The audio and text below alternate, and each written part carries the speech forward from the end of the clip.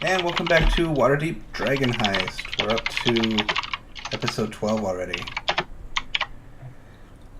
Do a quick recap, and if I could get an audio check. You're good. Okay, cool.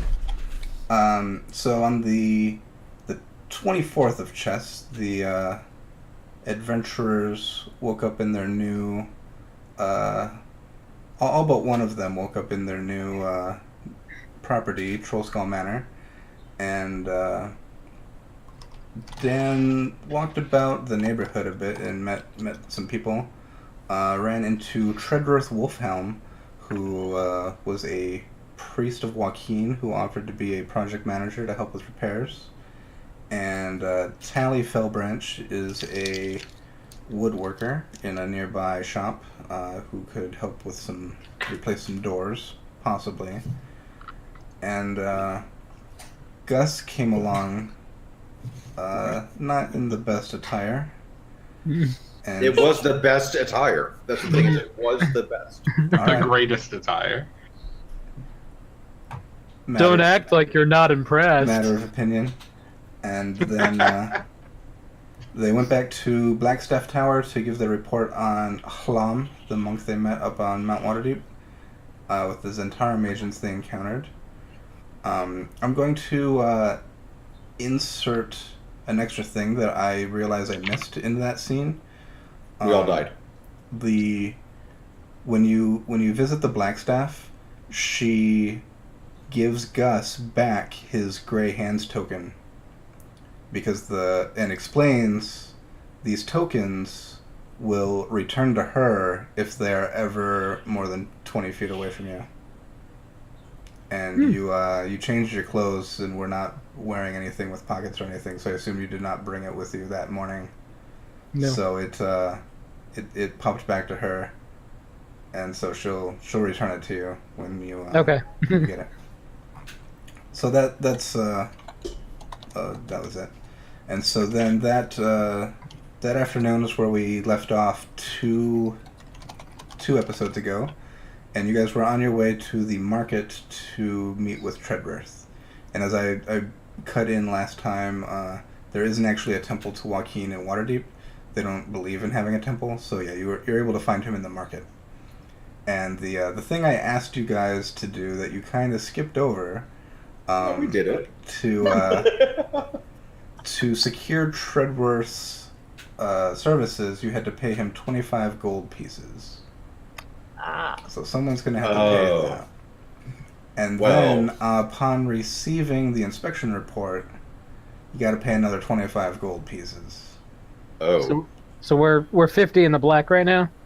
Yeah, Or 50 in red? Someone's got to pay him. Because you guys were mentioning that his management fee was very nice, but you were missing out the 50 gold that you should have already have paid him. Hey, I'm willing to cover the 50 gold if you guys cover the rest of the stuff. No. Well, 5 people, 5 ways. We do It's 10 ready. gold apiece. You know, I think Sure. Drav said he would cover it all. Well, Drav isn't here right now? Question. I mean, yeah, I could do 10 gold. I can do 50 gold. Okay. I'll As- like You're still chipping in for the rest. I expect to be. You want your name on something, don't you? Yeah, you could see this as an opportunity to advertise the Gus brand. Okay, so you've paid him, and so then We can discuss where it's gonna go. so the Phrasing. Yeah. I don't know what kind of deal you and Drav have, but So the first half of the last episode occurs on the evening of the 24th. So you've hired your project manager, and you went, I assume, picked up some adult beverages and went back to your place to have a conversation. Yes. And then the second half of that occurred the next day. Treadworth hands you his inspection report for you to discuss, and he has other matters to attend to, but he says he will be back the next day to follow up. So you guys had a in-depth conversation about many different things, and eventually split the party. So Gus and Dan are still hanging out downstairs, while Lindario and Nightbreeze have gone up to the top of the turret. I'm gonna drop in now on Gus and Dan.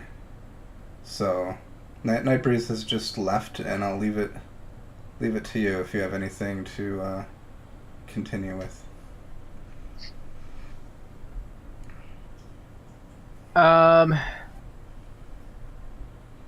Regarding what?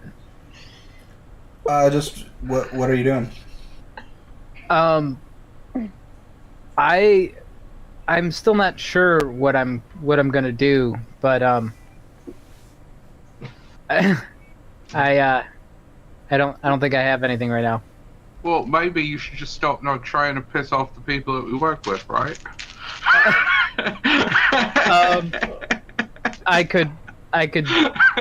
I'm gonna try to do better.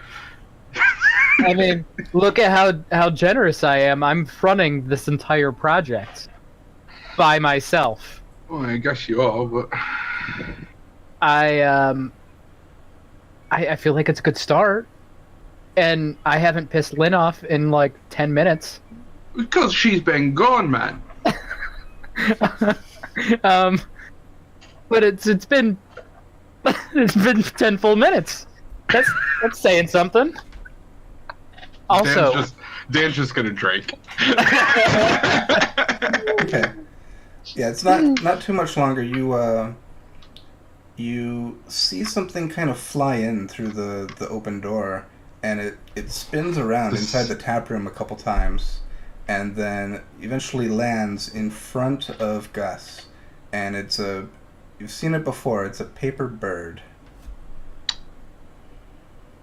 I pick it up and I open it up. All right, you see some words written on it. I am going to copy it into chat for you to read. There's a giant flash, and you catch on fire. Are they words I understand? Yeah. No matter what, you just keep reading them as Gus is the most beautiful man in Waterdeep. And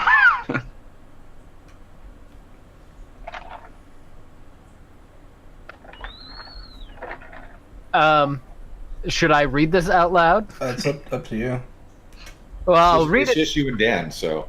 Yeah, I'm reading it out loud for our viewers, but not actually out loud for Dan to hear. But it says, "Can you keep a secret? Renaer tells us you are a good bet. He bought you tickets to the opera. If you're interested, meet me at intermission, private box C. Attached are 5 tickets to, quote, The Fall of Tiamat, an opera sung in giants. Oh. 7 p.m. at Tarsak, second at the Light Singer Theater. Black tie required." Well, I think it's probably limited to me then, because nobody else has formal attire. And you also see it is signed by Mert. And you know who Mert is. He's a very well-established man about town. He might very well be the most wealthy person in Waterdeep. Seems like a person we could really use at the moment. And you also know he has a nickname as Mert the Moneylender. Oh. So he's wealthy, and he's also a loan shark. Moneylender. He rarely has to beat anybody for his money back. All right, well, I'll hold up the 5 tickets at Dan. and just kind of wave them. Got tickets to the opera. Yay? It's The Fall of Tiamat, and it's in Awesome. Giant. Do you speak Giant? Me either. Then why are we going? The gentleman who sent them is perhaps the most wealthy man in all of Waterdeep. That's nice. Does one give us money too? Well, he wants us to meet him. Well, it sounds like work.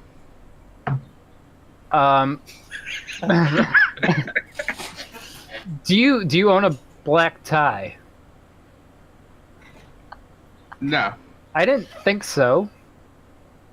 All right. Well, let's talk to the other folks here and let them know what's going on and see what we should do. All right. And you can bring your cat. Oh well, I will definitely bring a cat. Who apparently doesn't like me speaking in a terrible British accent. I completely forgot about that. It surprised me. So, looking at the layout of the house, I'm going to go straight for Lynn's room first. Okay, so we'll Risky move. we will jump back to Nightbreeze and Lindario. Nightbreeze had just asked her about her loot. Which means you get to start the conversation.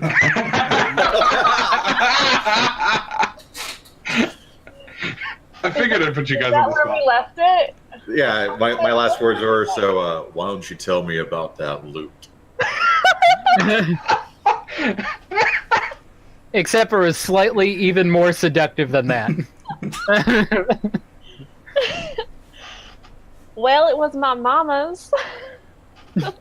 She used to play in a band somewhere around here, but I don't know much else.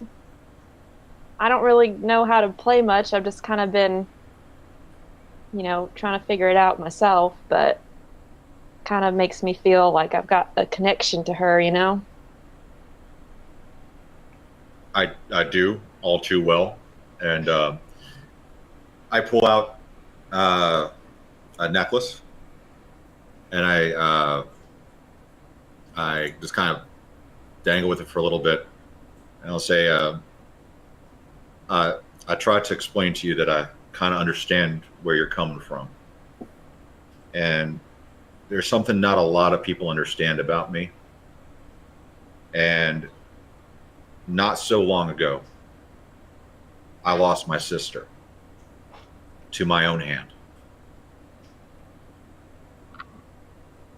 And ever since then, I've been on a warpath. So I know what it's like to be seeking something you cannot find. I'm so sorry to hear that.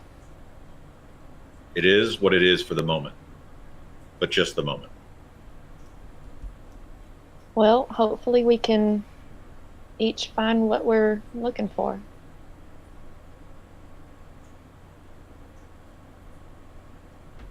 Someday. Then it's probably not too much longer before you hear Gus coming in. Go away, Gus. Okay! You can tell by the way he walks, it's Gus. You can tell by the way I use my walk, I'm a woman's man. Well, there's no time to talk. Hey, can I come in? I'll leave it to you, Lindaro. Are you decent? Well, I guess we can. I'll say to Nightbreeze. I guess we can go down. I don't know what we're doing.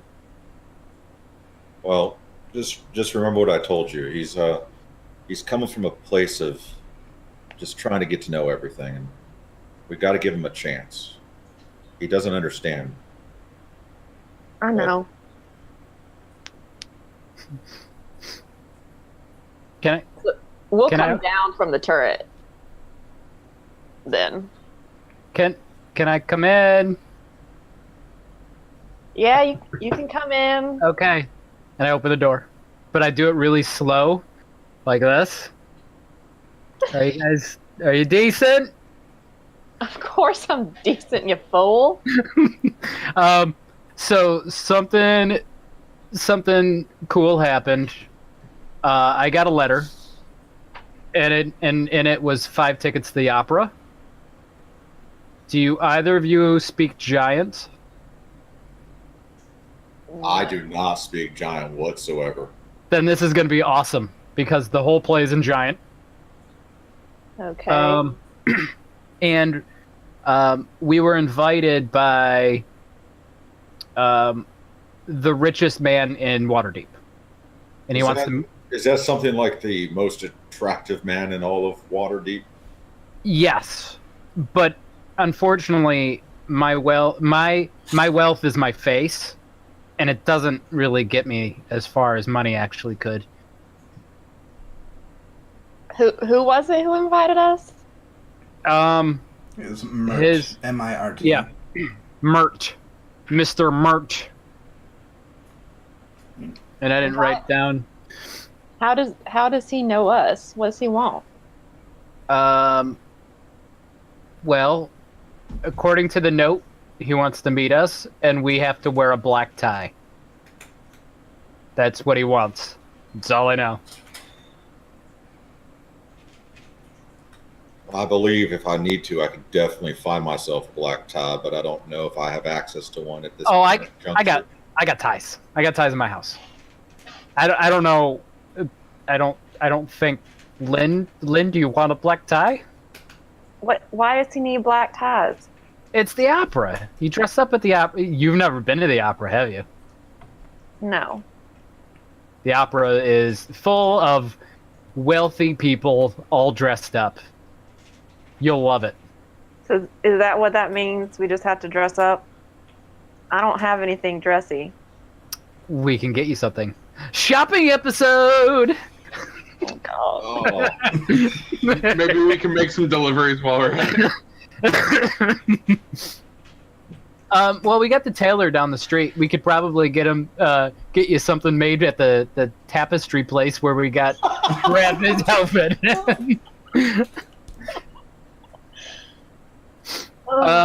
So yeah, you have to dress up. We have to all dress up. It's very formal, but this guy's a moneylender, and we so happen to need money. I guess it will be worth it then. At least see what he has to say. Well, you also know, so on the day that this conversation is happening is the 25th of chess. The tickets are for the 2nd of Tarsak, which is the next month. So you've got like 7 days. Like a week. We got like a week. Yeah. So I've got a whole month to work on my accent. Awesome.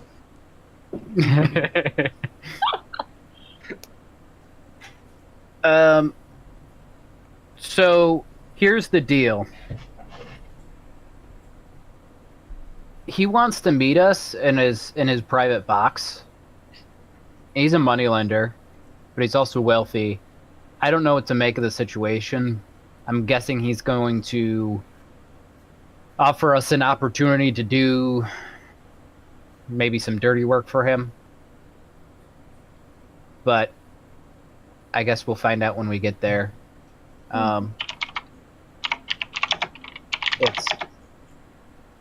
It could be good, but my guess is it's going to be something we're not particularly happy about doing, but we need money. And Stephen, you said that it's not going to be for another month? It's the next month. You're coming to the end of a month. So there's like 5 days left in chess. Yeah. And then this is the 2nd of Tarsak. So it's like 7 days from now. Okay, so it's less. Okay. It's less than a 10-day away. Less than 10 days. So, do you think that we'd be able to have enough time to get some money on its way to begin the progress for our house while we're waiting for this meeting? Well, I think in the next couple of days, we'll want to follow up on some of our other opportunities that we're working towards, because if we can get the money without requiring substantial money from a moneylender, that would be better. Mm-hmm. We don't. And I'll just pause to give you guys a reminder. So as far as money goes, there's a couple things you have available to you. You have a bunch of silver, and you talked to Davil about that, and he basically said his contact in the Zentarum that handles all the money is just preoccupied at the moment. This is Istrid Horn, and she would happily do business with you when she is available. And he did say if you wanted to, in the meantime, you could drop off your silver with Schemo at his shop, and they would basically just hold on to it, but they couldn't pay you for it until Istrid returns. And Istrid could also have other financial services, like taking out a loan. Oh yeah, because we want to be indebted to the Zentarum also. Yeah, so that's just a thing, and I'll say even without any kind of skill check to see Davil's like trustworthiness, you can trust that Davil will take care of your silver, but you'd also kind of get that when he told you that, like if you were in your position, he wouldn't trust just giving away silver to someone, so he would be trustworthy with it, but he would think you're kind of stupid for taking him up on that. So we have to prove ourselves with this check. You also have... I had it in my head a moment ago. Treadworth says he has contacts with the Bank of Waterdeep, so he could see about getting you a loan through that. You did just get a letter from someone named Mert, the moneylender. So you don't really have any relationship with him, but you know, just through his reputation, that could be an option. And I think there was one other thing that I can't remember right now, so it must not be important. So I think Neverember is a good bet. He owes us for saving his life. You do also have a contact with him. You don't know where he is at the moment. Yeah, I would say we should hit up Neverember, leave the silver in our house, and just wait until... I'm assuming that you either left the silver at the hotel or at Gus's house during the inspection. It's at Gus's house. Yeah, Gus's house. We'll leave it at Gus's house until we get our safe room built. Yeah. And then maybe find out what the moneylender needs before we try to go the formal Waterdeep savings and loans route. Yeah, and just from what was in the inspection report, I know you guys were making some adjustments to it, but just like a ballpark, you were looking at around 2,000 gold for the basic repairs. Mm-hmm. And then if you wanted to actually clean up the tavern and have that started for business, like you need like tables and chairs and pots and plates and cups and mugs and other stuff. That's like an extra 300 some gold to get that up and running. So if you're looking at all of that, you're about 2,300 baseline, and then you guys are adding some things and subtracting some things from there. You either needed half of it up front, with the other half of it about a 10-day and a half later, like 15 days later, or you needed to secure a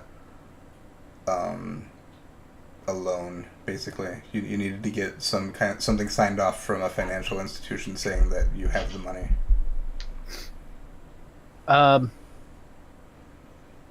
Did I not mention that I just so happened to inherit 200 platinum? My uncle died. I had a rich uncle. He died. No, but he married a wood elf, so he's out of the family. So what's the order of operations here? What do we undo? I think we need to track down Night Breeze, or not Night Breeze, Neverember. Yeah. Trying to think of accents all at the same time. It's great. I like the idea of Neverember while we're getting clothes tailored, talking to family, talking to the Zentarum, and figuring out what to do with the silver while we're waiting to talk to the opera dude. And maybe, I don't know, I think pushing the bank would be too much. Yeah. I think we got to figure out what's up with this ghost thing, by the way. Oh yeah, we need to try and negotiate with the ghost.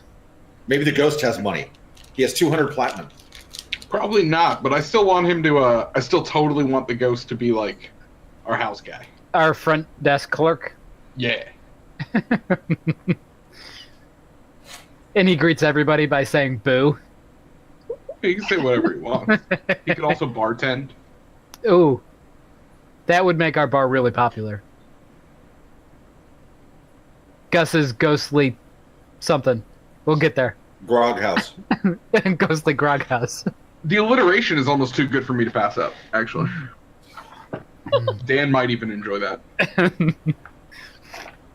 All right. What Well, are we gonna do? I think we should maybe see if Davil can send us a note when that girl is back. You know? I don't know if we established that, but seeing when she's can help us and work with us.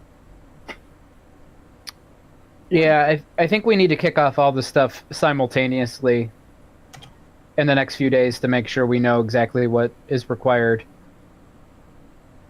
So, Nightbreeze, can you get in contact with Davil and work your Zentarum contacts?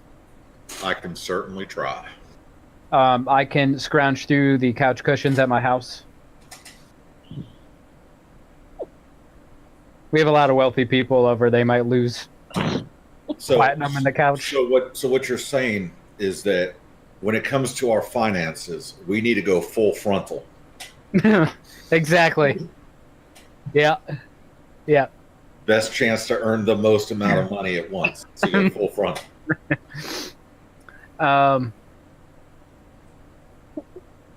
Yeah. So we got that. I definitely think Lynn and myself would do best working with Floon and his family. Not to mean this in a bad way, because I'm trying not to be like that.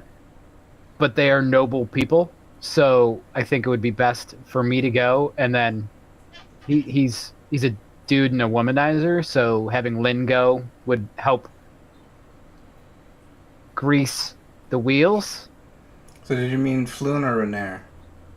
Well, the combination of them. Okay.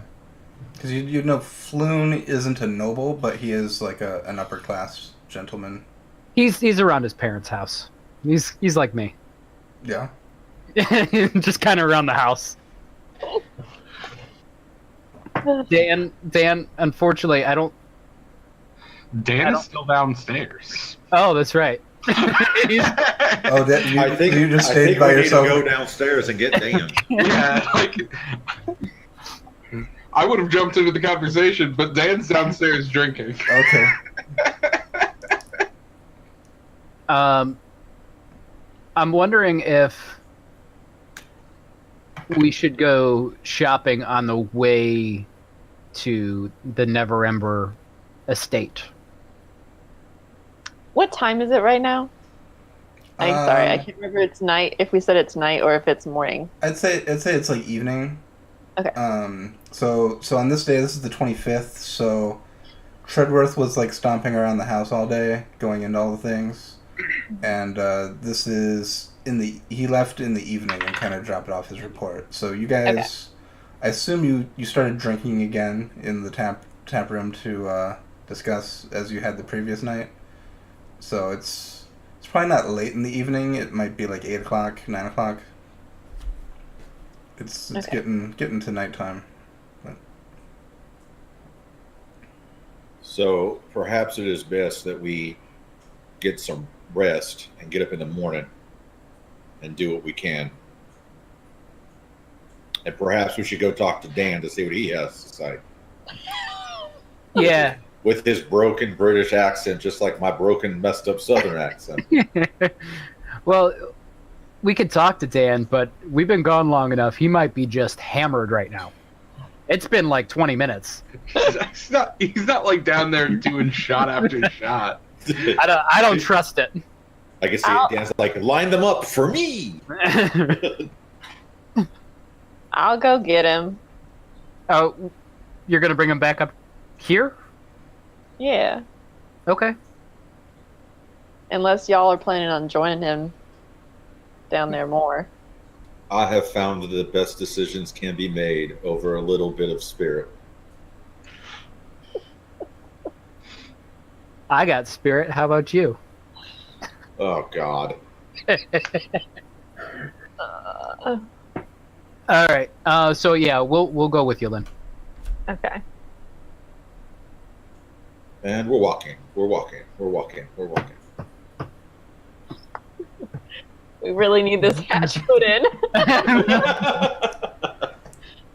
25 minutes later.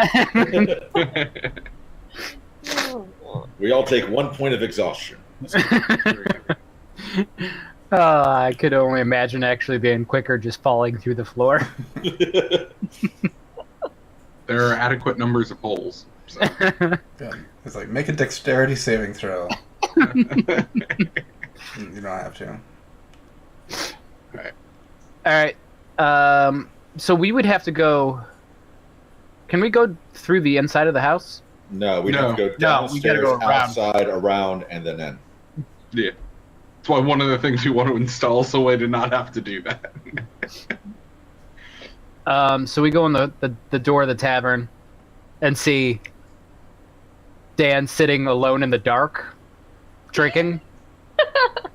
I You have your lights probably going? can't really see him because I'm assuming he didn't light up anything. No, Dan's got a single candle on the table. There's a flickering of shadow. He's slowly sipping from his cup. I thought he probably has the dancing lights up, right? It probably. It's reasonable that I would, especially if I'm starting to get a little tipsy. I'm like one-handed fake juggling my lights. Oh. So we would fill you in on everything we talked about. Reasonable. What do you think? I mean, we need money. We do. Yeah. So I could go work a little bit. How much do you think you could make? Well, not much. Then maybe your efforts would be better used elsewhere. Well, let's go see if we can get some work as a group then.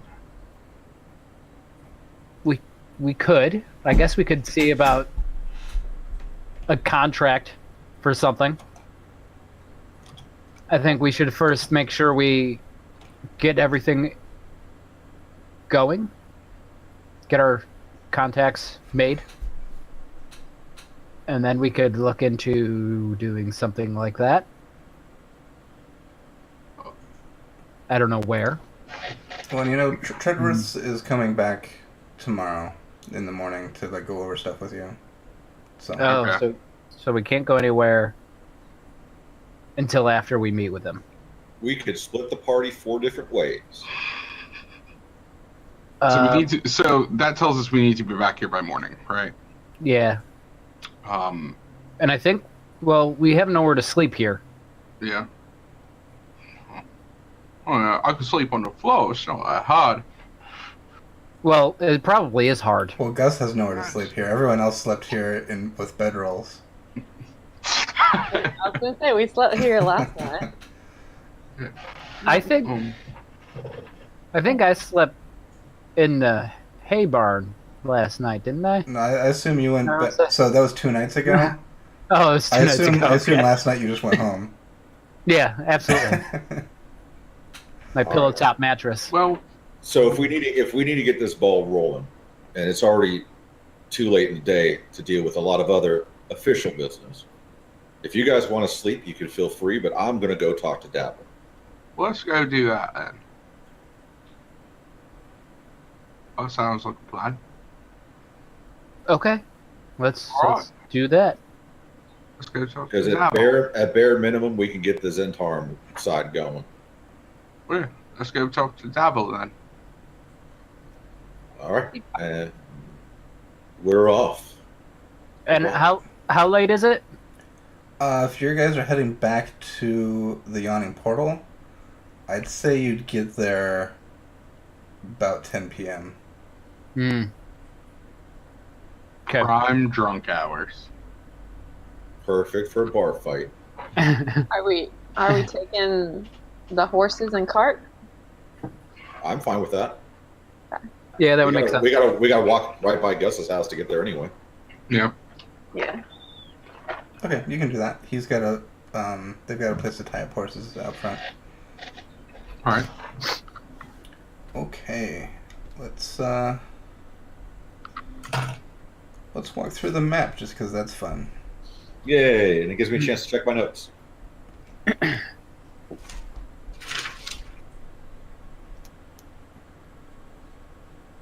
It seems to me that somebody has cast darkness on all of Waterdeep. Witchcraft. So you guys leaving Troll Skull Manor. You're heading back up to Talmost Villa. His stables are on the intersection here.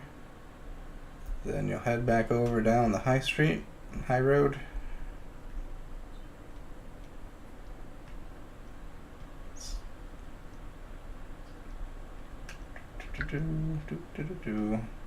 Len, did you need to roll around in the grass first? I'm fine. And this is a path you've traveled many times now in the last 10 day, so you know it well. At this point in the night, as you're traveling through, there's you see a bunch of parties in various establishments. Lots of people are out. They're celebrating the end of the second Fleet's Wake race. Just of people shouting and talking. There was a vessel known as a Very Fine Maiden won the race. A very fine maiden indeed. I'm so sure that Gus already knows her. She wasn't so fine that night. And you make it to the Yawning Portal Tavern, and where you find that, yeah, people are celebrating here too. It is as packed as you have seen it.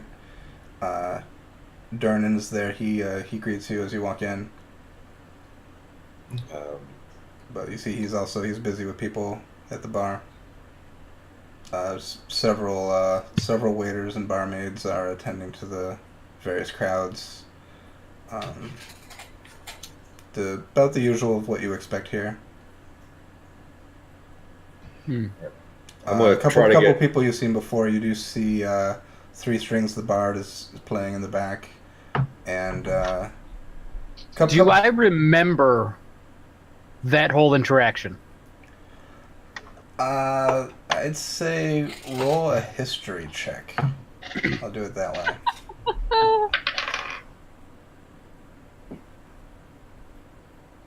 It's a 15. 15. I'll say you don't necessarily remember the details, but you remember you were playing lute with that guy.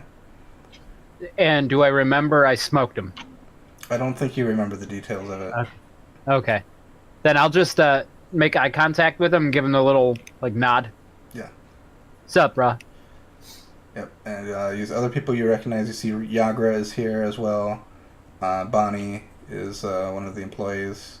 There's a couple other faces that you've seen here before, but you've not interacted with them. Hey, Breezy, it's your girl Yagra. Very true. She is engaged with a in a arm wrestling competition with another man. That seems to be her downtime fun activity she does. With another man. I thought it was just me. She's half orc, isn't she? Yeah. Yeah. Breezy's got a type. I would try to get Dern's attention and just find out if Dabble's in. I know he's busy, so I keep flagging him to see if I can get that answer. And yeah, it would be like usual place, and he like nods over to the staircase. All right. You've seen Devil has you've seen him on the second floor and the third floor.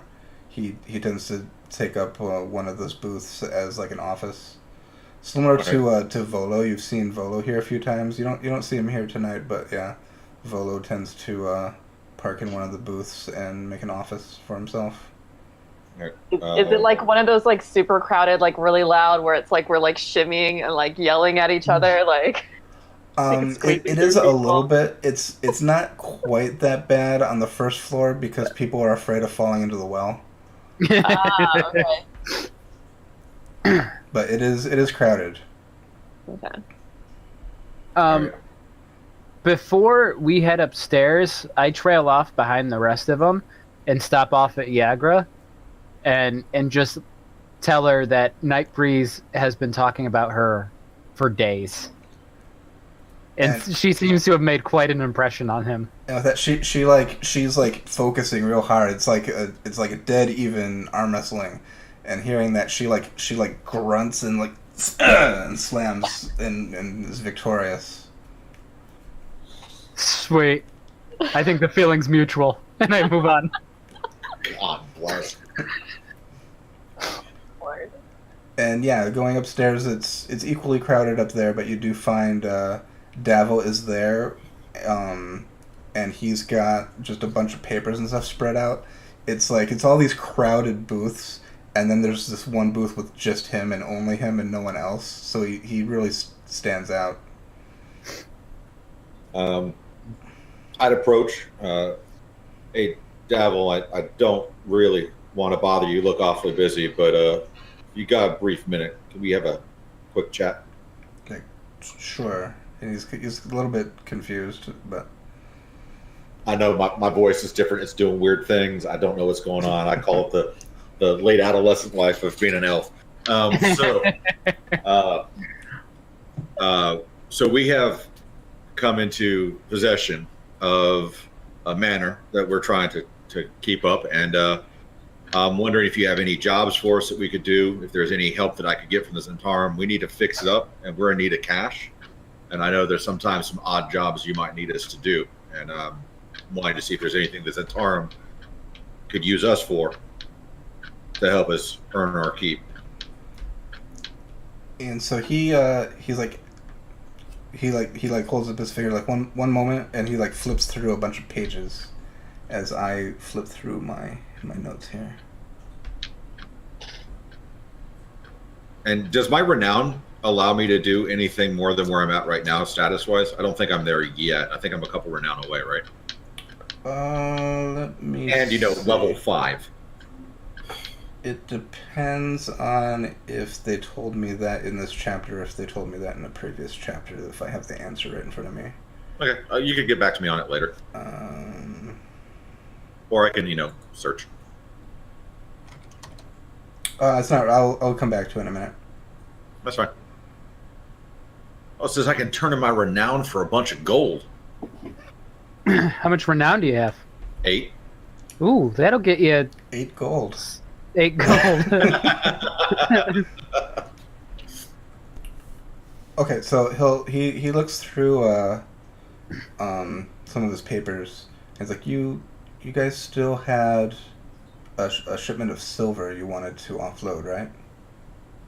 We do, and I'm going to look at you guys really quick. Are we wanting to go this route or not?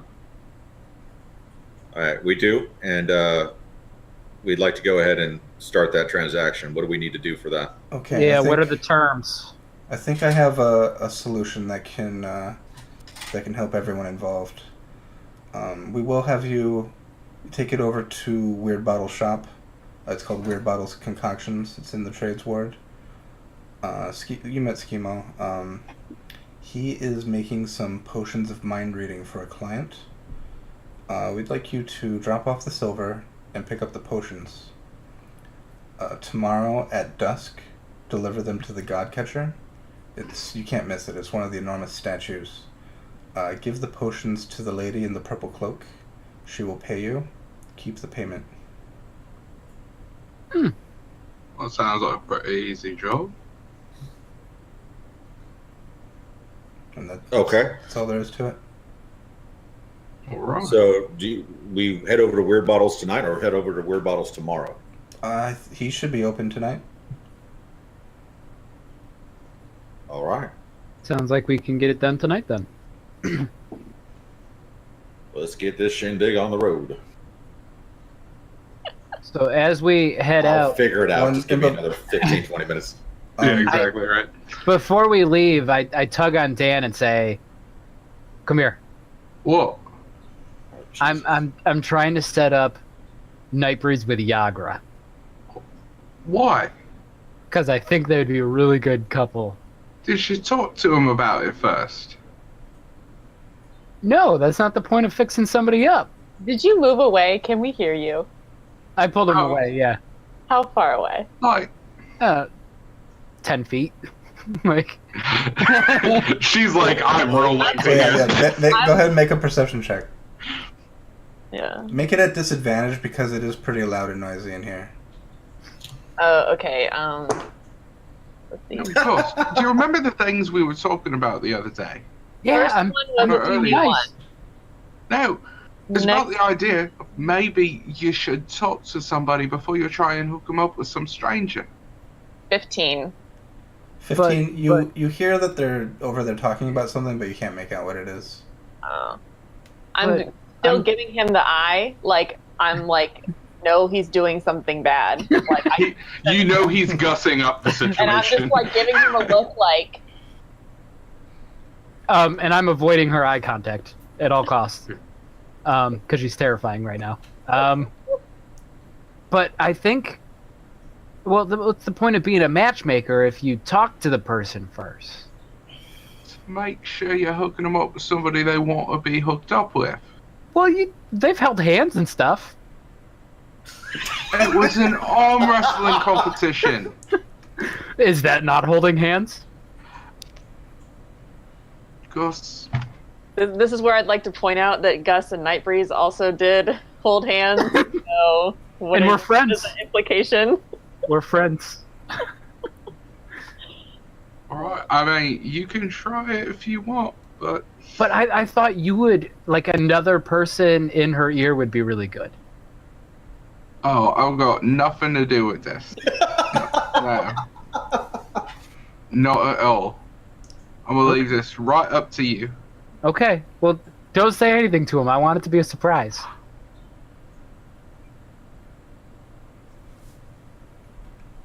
Okay. All right, let's catch up with him. Alright. So, we'll catch up, I guess. Lord. Matchmaker. Yes. This is the new side of me. I'm being nice. Can make me a match. Find me a find. Catch me a catch. All right, so we head downstairs. Now we got to go back and grab the silver. Yeah. Okay, so Right. So we need to go get the silver, then go to the trades ward. Oh, Yeah. oh. okay. So yeah, you're gonna head back up the way you came. Do Zentarum fronts stay open that late? That seems crazy. I can't even think of an accent right now. So I'm fairly certain that he'll be open for the better part of the evening. So there are there's a lot of shops in Waterdeep are open pretty late.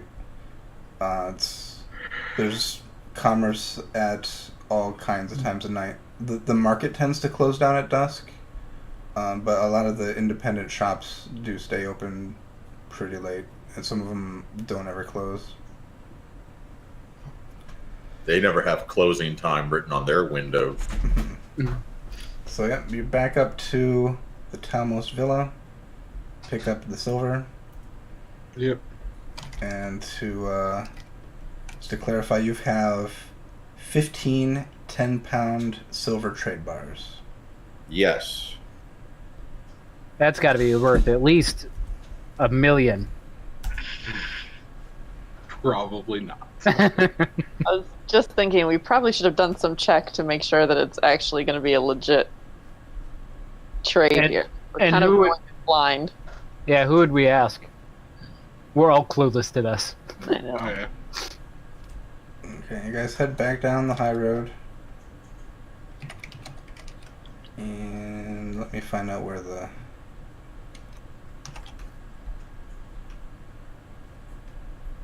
He's all the way... I think it's that one, but it's not telling me. Yep.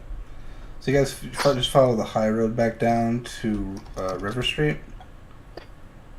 And head down there almost all the way to the gate, and you'd head south, and you find Weird Bottles Concoctions here on Wall Street. It's that one right there. All right. All right, and you do see a light on. It appears to be open.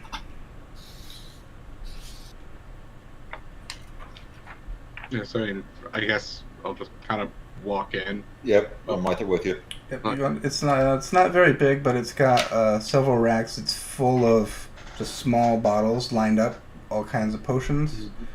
It has other like ointments and like spices and probably like wizard components.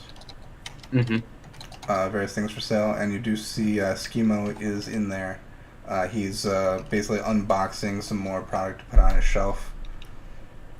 Gotcha. Yeah, Oh, hello, Schemo. How's it going? hello. It's nice to see you again.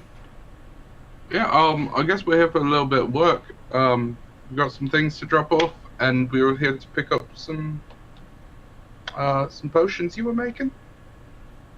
This is Davil sent you. Yeah, we Yeah. were talking to Davil just a little bit ago, and he sent us to pick up your what was it? Potions of mind reading. Mhm. Is that what you said? Potions of Yeah. mind reading. For delivery tomorrow evening, and we also have some silver drop off to be processed. Understood. Give me one moment, and he disappears into a back room for a moment, and he comes out. He's got it's a small silk-lined coffer, and you see four little vials in it. All right. We'll take those and kind of put them into the coat or wherever I can kind of fit them, hold them. All right, someone go bring the silver in, I assume. All right, so Nightbreeze has the silver. Okay, and he'll take it and put it back in the back room where he was Huh? before. Hey, Schemo, what kind of return do you think we can get on those? Just make sure those potions go where they need to go, and you'll. Oh yeah, So- no. You'll. So the payment is the potion payment. That's what we're getting in return. Yes. Ah, Our transaction is complete. thank you very much. You can tell Uh, he's not very talkative, but he's not unfriendly, but he's just all business right now. Do you have healing potions? We do. What's the going rate on your healing potions? Each healing potion is 50 gold pieces. Oh, good gosh. We do, I believe, have some superior that they're more. I'm looking for something in the 10 to 15 gold range. Potions are more expensive than that, my friend. Okay. Do I see any around? There's potions everywhere, so And I would have no idea nothing what is is what. labeled. That's the problem. They're just little jars of different colors, different. You see some that have like different things floating in them. Yeah, nothing is labeled. It's just like shelves of vials of liquid. All right, I want to try and pocket one. Okay, you can make a sleight of hand check.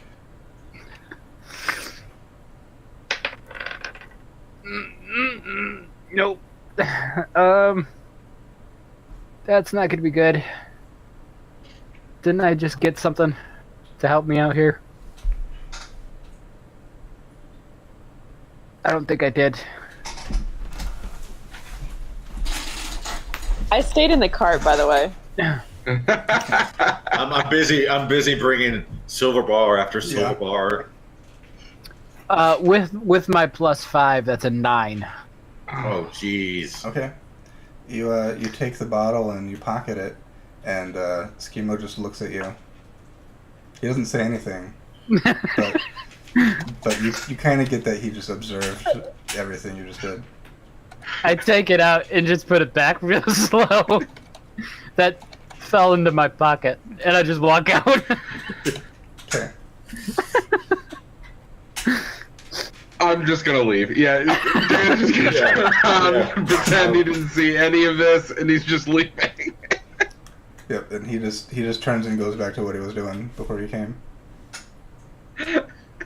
I want to sneak back in real quick and try to grab a potion. No! No.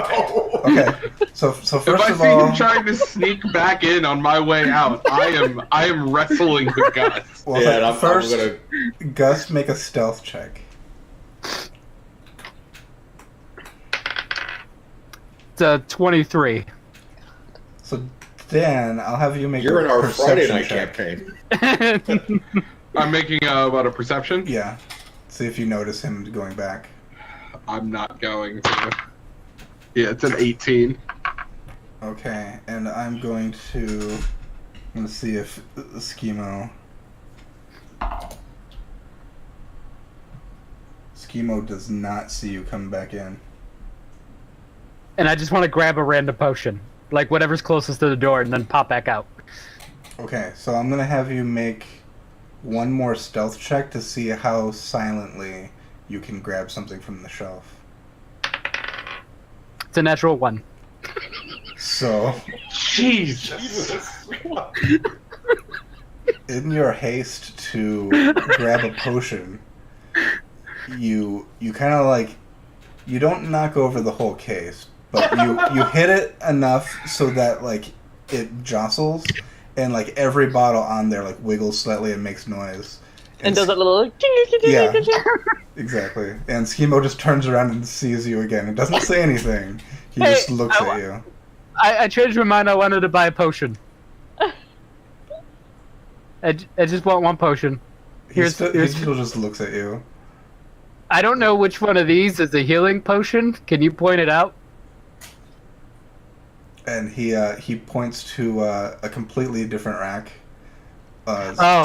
Healing potions are over here. I don't know anything about this stuff. They're still going to be 50 gold a piece. That's fine. I think I need it. Okay. And I will give him the 50 gold. Yeah, he'll get up and like, all right, and he'll pick one up and hand it to you. This endeavor has cost me a lot of money. World's worst thief. Thanks. Have a good day. And I just leave. Yeah, he doesn't respond. He just. Hey guys, I bought a potion. Oh, that's awesome. Weren't those real expensive? They were, but I thought it would be good to have one because I don't think anybody has a healing potion. When you add it to your character sheet, mark down that it came from Weird Bottles Concoctions. Oh, yeah, Jesus. yeah, that's what I was afraid of. I feel like he said something that like none of them can be trusted. Didn't Exactly. he say That's that? why I was trying to steal one. I didn't want to pay for it. I just have written down creepy gnome. That's what I have about him. So I didn't go in his shop. I don't trust anything about him. So Yeah, and I can Oh. I can do that. Yep. Creepy gnome. Yeah. He seems like a trustworthy gentleman. It's actually how I picture Nightbreeze. Good to know. All right. So yeah, you have left with your coffer of potions, All right. and you are now 15 bars of silver letter. Hooray. Can I just add the potion to my inventory, or does it have to be added into D&D Beyond first? You can just add. Well, so there are potions of healing on D&D Beyond. You can just search for that and add it. Okay. But you can also you can on the fly add inventory where you just type in the name of something and just adds it to the list. Gotcha. So it's basically just text that doesn't tell you what it does. You Okay. can do it either way as long as you remember that it's a special one. Which means bad stuff is going to happen when you use it. Add Maybe, I don't know. add custom item. Yeah, maybe it'll make me super strong or even better looking. Potion of gaseous form. Done. Healing potion. All right, so what are we supposed to do with this thing? We are to deliver it to the lady in purple. Lady purple. in purple. The lady in purple at the... Oh, I did not write that well. Godcatcher. Godcatcher, yeah. Godcatcher. Yeah, Godcatcher. You said That's what that you says. said dusk. Did he say dusk tonight or No, dusk? he tomorrow? said Tomorrow. dusk tomorrow, so Okay. we can go back, get some rest. Okay. We can meet the little carpenter dude, and yeah. All right, sounds good. And again, I'm just curious. I know Michael told me. Have you guys read Volo's book yet?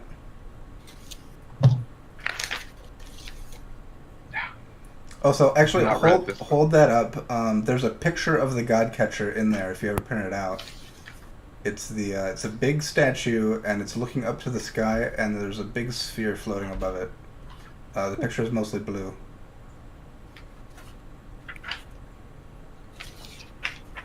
I think it's toward the latter half. I read the first page. I have not even read that much. I just printed it. Guys, it's not necessary to read. I'm always just curious how much you guys actually know already before I say it, and how much I can get away with BSing. You could be Oh, you- all for me. Yeah. You can always BS. There you go. There's a picture of the Godcatcher. Hmm. It's Okay. quite the landmark on the skyline of Waterdeep. Yeah, perfect. We're real high tech over here. Yep. Alright, so anything else you guys are doing tonight? The cat answered for us. Trying to figure out my accent. By the time you've traveled across the city again and made your transactions and your failed theft attempts, Probably pretty late. probably Hey, rope's got a rope, man. it's probably pushing midnight. Yeah, it's bedtime. Alright, you guys are, so you're heading back up to Troll Skull Manor, or to the Right. Drop off the horses at Gus's estate, and then walk and to the Troll probably Skull. also drop off Gus. Probably. Alright. I got room for anybody. Would be nicer than staying in a beaten down place. It's all right. I've already got my bedroll all set up and everything in my room. Okay. Well, then I'll meet you guys in the morning after I have a hot breakfast. Okay.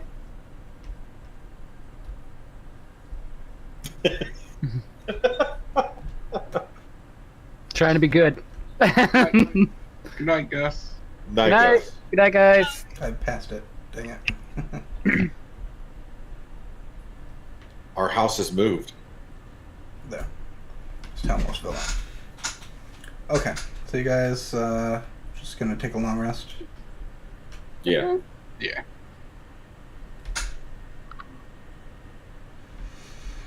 All right. Anything else going on in the evening? I'm just gonna. When I go into my place, because of the comment that I believe it was Dan that made it, I'm going around with like a piece of paper and a pen, and I'm asking all the servants their names. Oh. All the ones that are awake. Okay. He did listen. He didn't go wake them up. I can come back to you with a list of names for next time, Okay. or you can just make some up for now if you want. How many? As far as ones that you find awake, Yeah. you will probably find about 7 Okay, and how many work at the household? total. Yeah. I think you probably aren't even aware if you haven't been paying attention, because they come and go in different shifts. They all look the same, but Yeah, I'm You trying. probably think there's probably a couple dozen. Okay. All right, cool. I'm trying. And there's probably more that your parents, when they're out and about, they probably have personal guards that follow them. And I don't know if you'd count them or... No, I don't pay attention to them because they're not around me ever. No one pays attention to the rents. All right. So you guys are going to take a long rest. Do you want to pause there for a quick break? Sure. Yeah, sounds good. All right. We'll be back in a little bit. All right, and we're back. Okay, so I'm going to assume Gus got up and had a breakfast at his place and then came and joined you guys at the manor. Yeah, And that's reasonable. nothing incredible happened over the night. Nothing extraordinary. You guys just woke up normal and you're ready to meet with Treadworth. I should have changed that name. Treadworth. His name is Tom. His Tready. name is Tom. Tready. Yeah, so Treadworth Treadster. comes and joins you in the tap room to go over his report. Unless you guys had anything else you wanted to add before that. I don't think so. Okay. So have you guys had a chance to look over everything and just decide what we're doing here? I think we have, and we have also come up with some additional items we would like to have covered. Okay. I'm looking through my notes. Come on, computer.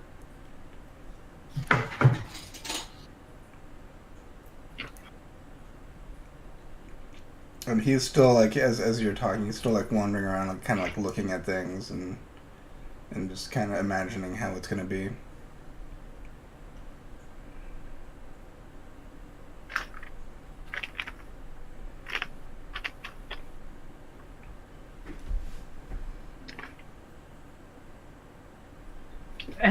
Where are my notes? Lynn has a mustache.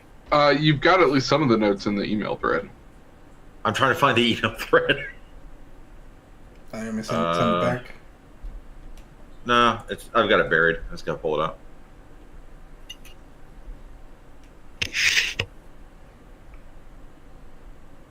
Yeah, send it back.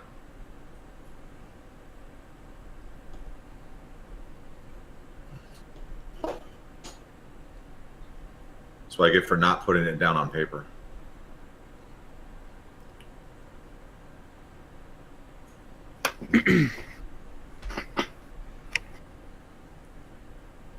And well, basically, he can start by just going through it with you, what the things he said. Yeah. I'm pulling it back up now. Very clearly, the roof is messed up, and where all the water damage is. He'll take you up to the second floor, up into the, I think what you called the parlor, into this this main room up here on the second floor, and he'll just basically point up, like you can see daylight through here, and there's two levels above us, so that's a pretty big issue that we need to fix. Well, I think that we agree with all that you have stated, except for the ghost removal. I think we can handle that.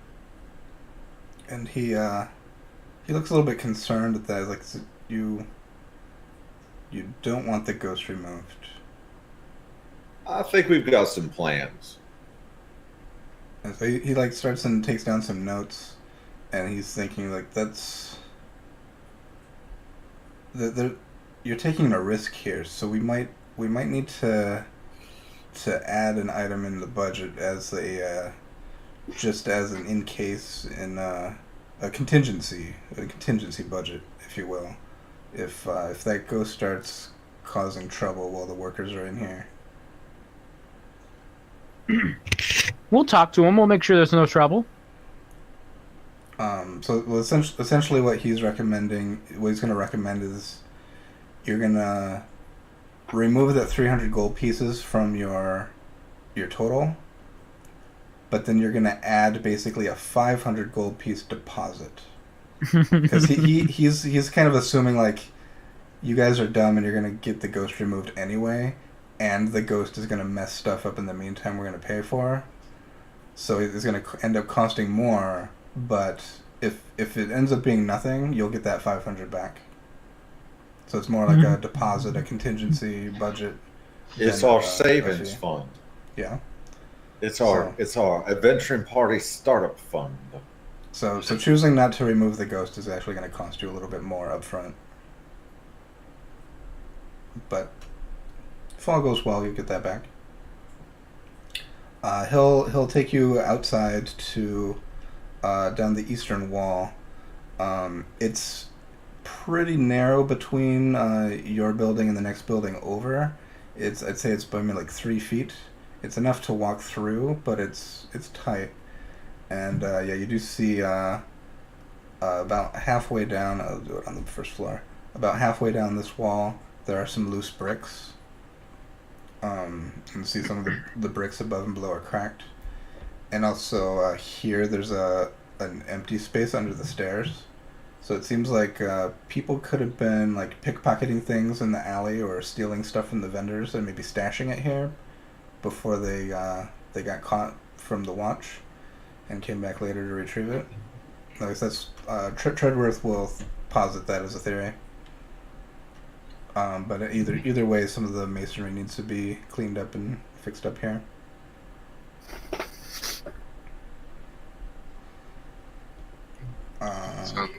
Yep. And yeah, pretty much everything else he talked about. Balcony railings are basically just rotted through. Kitchen hearth is cracked.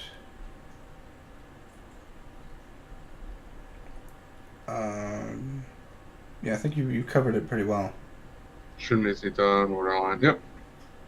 Yeah. I think we agreed on, like I said, everything. The only optional item was the lights. We're not going to worry about the hot water and stuff like that. Okay, yeah. And he'll say, like, you kind of have a unique opportunity here for hot water, but I understand it's a luxury. It's not necessarily needed. We could have it added later, right? Potentially. It's usually more cost effective to kind of bundle these projects together, but there's nothing stopping you from doing it at a later time. Because I would like that luxury at some point. We just have to pick and choose where our funds are going at the moment. Yeah, understandable.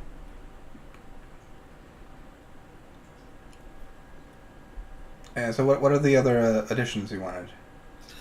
So some of the things that we've pointed out that we would like to have considered would be some stairs from the second floor into or around the kitchen and the bar. The drop-down type, the kind that we can lock from up top to keep some of the less than savory types out from our home. He's thinking about it. So if you look at the second floor map, about here, the bottom of that comes to here on the first floor. So there's nothing directly above the kitchen. basically these windows on the second floor look out over the roof of the kitchen. So if you wanted stairs added in the kitchen, they would go to the roof of the kitchen, and the roof of the kitchen is also kind of at a pitch. So you could have stairs come drop down into this pantry area, or you could have stairs back here drop down behind the bar, but that'll get crowded behind the bar. But he's just listing off like all of this is possible. He's kind of have to decide what you want. All right. We want to turn the spare room on the first floor into a bathroom with a tub. On the second floor? Yeah, second floor. We need to add a door to the hallway to the east of the parlor. Here? Yep. We this is where it gets fun. We want to extend the west wall for the old library to the wall for my room. Yep, so you're extending that wall here? Mm-hmm. Okay. And remove the door on the north of my bathroom. Okay. And remove the water closet to the west wall for it that's in the south of the old library. So you're removing a water closet. Yes. Maybe we could source those parts downstairs if they're serviceable. So that's one thing I would recommend. So if you are opening this as a tap room for the public, what's missing here is just the facility is open to the public. I was just going to dig a trench outside. Some people would obviously use that, but a lot of the folks up here in the North Ward would like fancier accommodations. There's not a lot of space in here we could use for that, but I was thinking we could actually get rid of this wall and make room underneath the stairwell. It wouldn't be spacious, but it could be usable. Add a water closet under the stairs. Okay. You obviously wouldn't be able to put a table right in front of it, but I think removing a seat or two would be worth it. All right. I'm okay with that. What about you guys? Oh yeah. Did we say we're making this a tavern? Well, we're not going to make it stand up as a tavern yet. Yeah. I would say that's like Bottom of the list. Later. Okay. Yeah. And the last thing for the and second. he's still thinking like if that's something you want to do, you would get a better rate doing it all at once. And I know you guys skipped over that last time, but that's like an extra $300 or so to make it a decent tavern. Clean it up. Versus if you decide to do it later, it would probably cost more than that. Okay. I still would say later, but that's me. Yeah, we'll think about that. So it's like if you're not opening a tavern, or you're just using this as a residence? Residence and place of business for the top 3 stories. What other kind of business did you have in mind? We haven't figured that out just yet. So you need office space? No, that's what the old library is going to become. Okay. Become a meeting space, and that space that we've cleared out on the south side of the old library, that we've put that other wall up. We need to have a secret door added to that wall so we can access it. Okay. He thinks that's really interesting. He's taking notes. Okay. And I think those are the only things we had as extras. Okay, and he's thinking about this a bit. He's like looking around on the 3rd floor, and he doesn't know exactly what you intend to do, but he's like, come here, and he'll walk down to the 2nd floor and take you back over into this room, which was Dravarax's room. Mm-hmm. And he's like, if you're gonna have some business space, make it in here. Because this has a door directly up from the outside, so people can basically walk up these stairs on the 1st floor to this platform, and then walk into the door into this room. And it's like you've got all the lighting in here. You've got a nice fire. This can be you talked about a meeting place. You could meet clients in here. You could set up shelving or cabinets for storage of paperwork, or set up a desk. Well, there's a friend of ours who normally runs with us that is not currently here, and he claimed this space for his bedroom. So, and he'll walk into the parlor like, what's your plans in here? Maybe a small desk, some couches, cozy fireplace, a ghost butler. And so he'll take a minute. He takes a minute and kind of thinks about everything, and he'll basically draw this out in front of you. And after a minute, so he'll be like, okay, so let's actually look into what we're doing here. While he's sketching this out, I want to pull the other three aside and say, so who do we want to try to send in to haggle a better deal? Who feels confident that they can do it?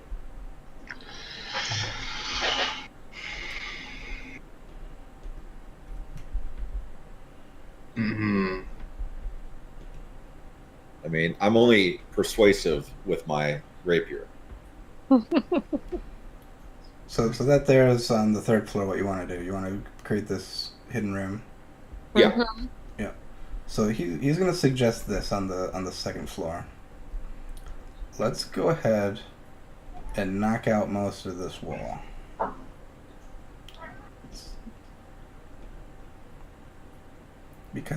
And let's remove some of these doors for now.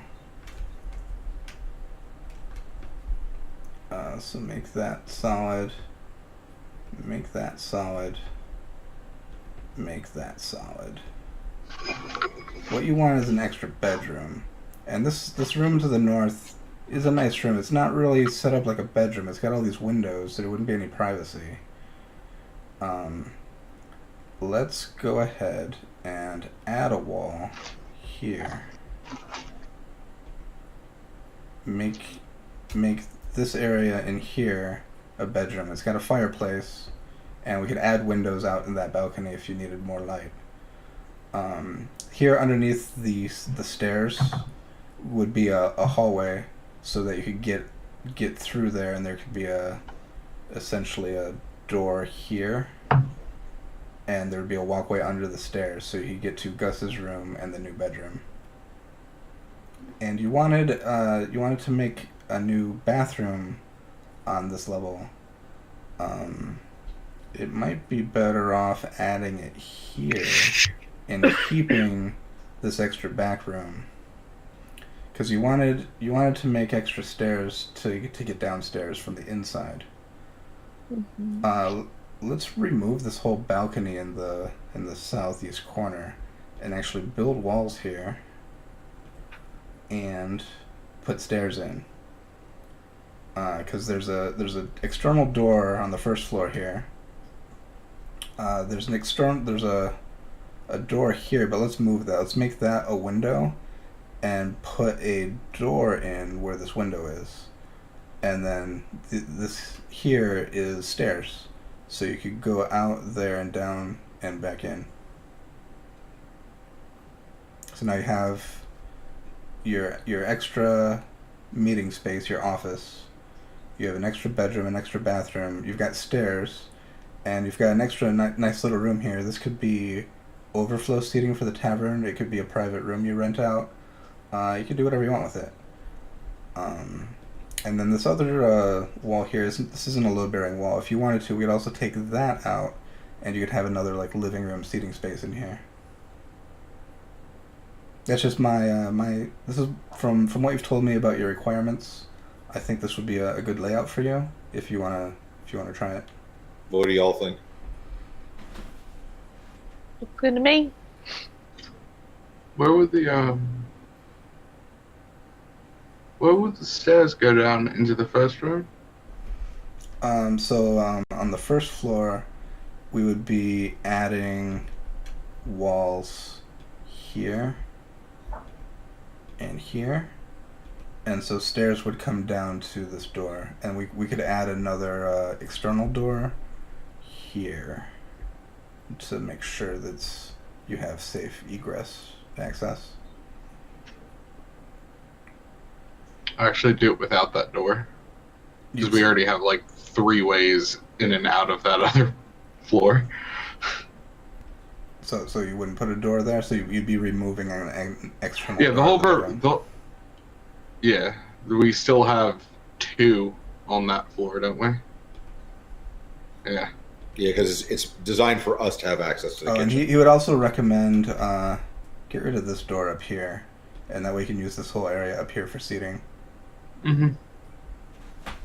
And this door that's shown right below that's actually on the 2nd floor, so there's no door there. So that would make the only door into the tap room as the main door, and then there would be the kitchen door. If you sealed off this other one. Mm-hmm. It's still 2 on that floor. Which is fine. And he'd think about getting rid of these stairs that poke out to the west, and maybe just making a better porch in front of the main door. And so that could be your clients into the tavern, or your clients into the office in the upstairs. Instead of having these weird extra stairs that stick out, and then without those stairs, you could add an extra post to for horses. Mm. He's full of ideas of like there's even more you could keep doing, but he understands you probably on a budget, so I think that's about where he'll stop with his recommendations for now. So about how much do you think all this would cost? He'd have to go double check with an architect for the actual cost, but he knows that on this the 2nd floor is the one you're changing the most. None of those walls you're rearranging are load-bearing walls. Those main load-bearing walls are the horizontal ones. If I flip back, basically this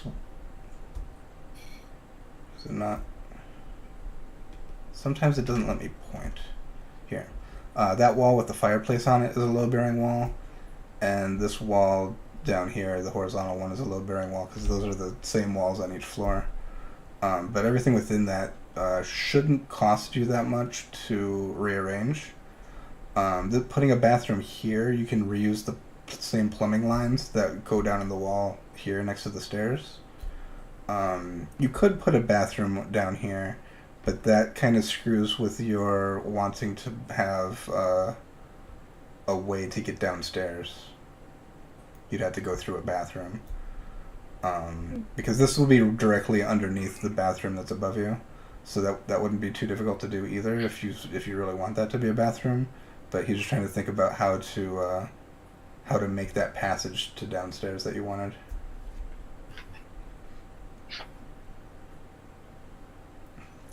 So in the grand scheme of your total, he doesn't think it's going to add up too much. So adding all of this is maybe a couple hundred gold, which isn't nothing, but compared to a couple thousand, it's not a ton. Okay. Well, how about while we work on securing funds, you draft up another estimate, and we'll talk about it. All right, and did you want me to talk with my contacts at the bank to get that started, or how do you intend to fund the project? We're working on it. We got a few irons in the fire. Okay, I can talk to my guy and see what the information is. And, Sure. And how did you want to activate the secret door you talked about? Is it a mechanical We have device? We have multiple copies of the Volo's Waterdeep Enchilada. So we are going to have those be one of those books will be the lever that unlatches the door and it will swing open. Okay. Are you thinking to build a mechanical device, or is this a magical ward? Mechanical. Okay, that'll be cheaper, but it might not be as secure. I mean, my boy Dan's got all the magic we need. Okay. He can put dancing lights all over it. Yay! It's like, okay, we've built similar similar devices in the past. We can do that. Oh, really? Any places that we know? Probably. Oh boy. Okay, was that everything? Yeah. Okay, and he'll essentially out of game. I'll come back to you with another estimate for the next session.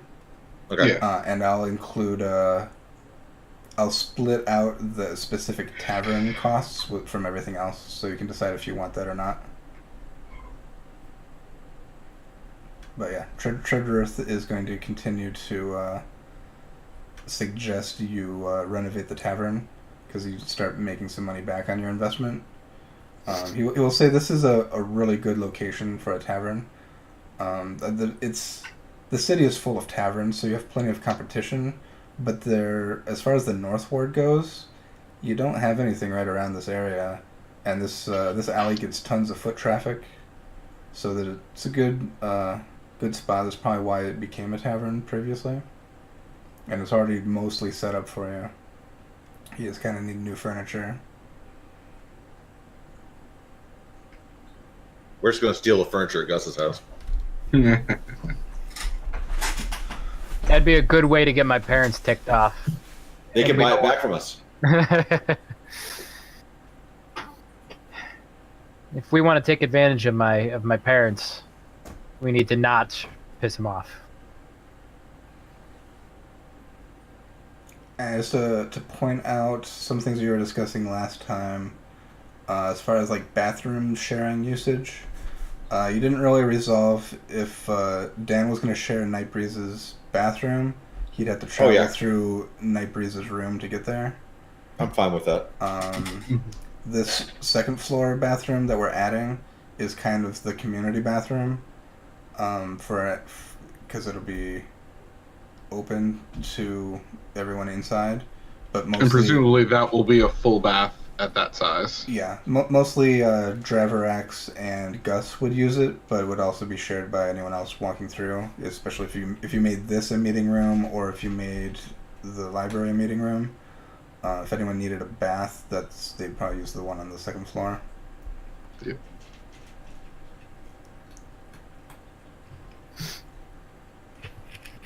Cool. Yep. Okay. Yep, he'll leave and go get to work. He thinks you guys are crazy about the ghost, but he is otherwise excited to work with you on this project. Well, he should be. He's making bank. Yeah, altogether he'd make $150.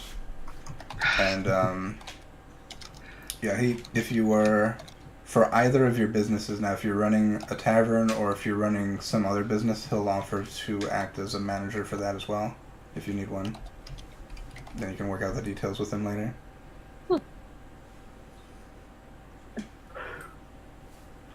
And we, weren't there some people with stalls? Yeah, there's a couple of stalls outside that we wanted to go have a conversation with them about.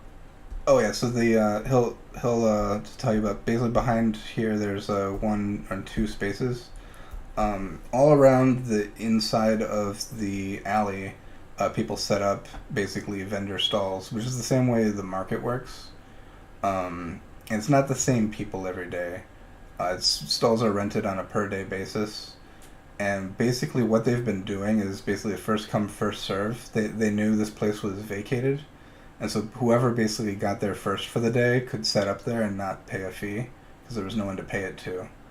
And just with it was just an oversight as far as collecting taxes because usually the property owner pays the taxes on it. Mm-hmm. And so no one has been here to actually do that. So we need to go down there and talk to some people then. Well, not necessarily. It's just basically once you, he also said wait until the next month, so that way you don't owe taxes this month. Mm. So basically just let it go. But starting next month, you can just go there when the people try to set up, and collect your fee. Okay.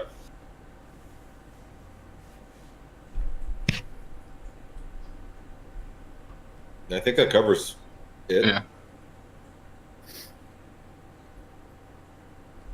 Yep. Who wants to try to talk to the ghost? Oh, and were you talking with Treadworth at all about like haggling money or not? Were you not discussing with him? We need to wait till we see the estimate. Yeah, we're gonna wait till Okay. we get the new estimate back. Okay. And he won't charge you any. He had his fee for setting this up, so he doesn't charge you anything further. Oh, he will say he did look into the matter with the Dung Sweepers Guild. There was a bit of a miscommunication there, but he has he's told them that you are serious customers. You are looking to use their services, so they will waive their late fee essentially for him. Oh, Oh, nice. Very nice. Very nice. So, assuming you actually pull the trigger and do the whole project, if you Right. decide not to, you may make an enemy of the Dung Sweepers Guild over the small fee. And you don't want to have them as enemy. Yeah. All right. Yeah. So he'll be on his way and happily like taking notes as he goes. All right. So about what time does that put us at? I'd probably say it's late in the morning, some 10:30, 11.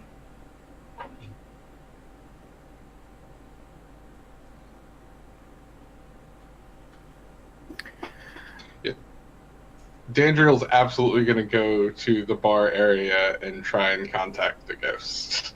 I'm gonna go with them. Okay. Like, I will literally just like go sit in the bar and like be looking around and be like, "Hello, hello, ghost. My name's Dandriel. Hello," and just like look around. Okay. You don't really see anything. You've kind of gotten used to it feeling a little gloomy in here. Just for some reason, like overall when you're in the tap room, like the lights is just like down a notch or two. And it's kind of the same way. It just seems slightly creepy, but you've kind of grown used to it, so it doesn't bother you. But there's no other side effects or things you see. There's no response to your calling. Dan, how do we get him to talk to us? Like, what do we do? Well, I don't know. I figured I'd just start with asking. Oh, ghost, come to me. Talk to me. Oh, ghost. Hey, ghost. Maybe if we knew his name. How are we gonna know his name if you can't tell us? We just guess. Jerry. No. Steve. Maybe he prefers Steven.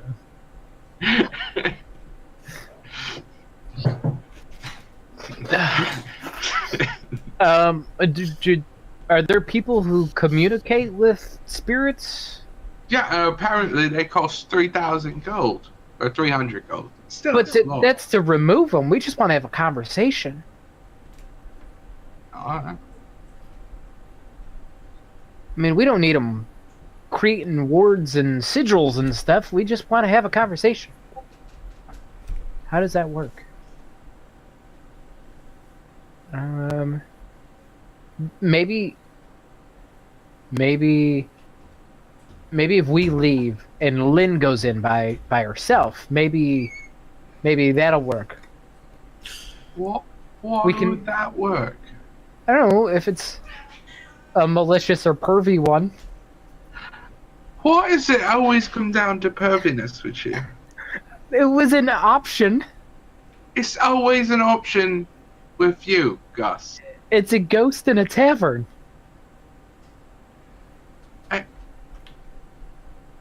Lynn!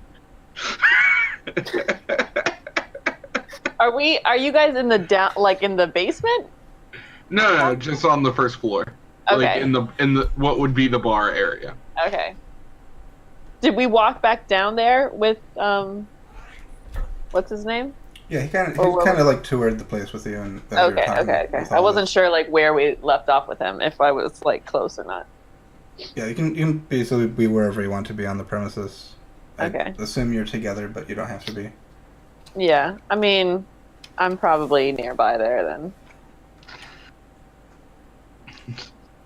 So like within Yes? earshot.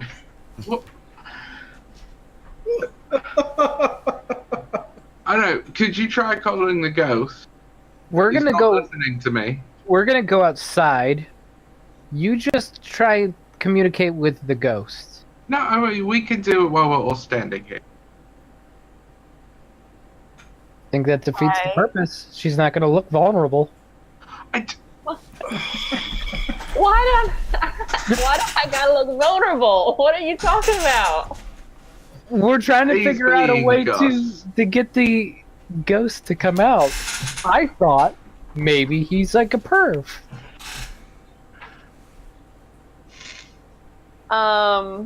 Okay, I will go down. Isn't it more in the basement? It's like the whole Dan first is floor going in the to basement. take like a slight step behind Lindariel and be like pointing like at her face in her general area and be like I will go down to the cellar Okay. area. And I'm gonna like get down on my knees and like put my hands in the dirt and close my eyes Okay. and feel for energy. looking Okay. for ghostness. Make a perception check. Okay.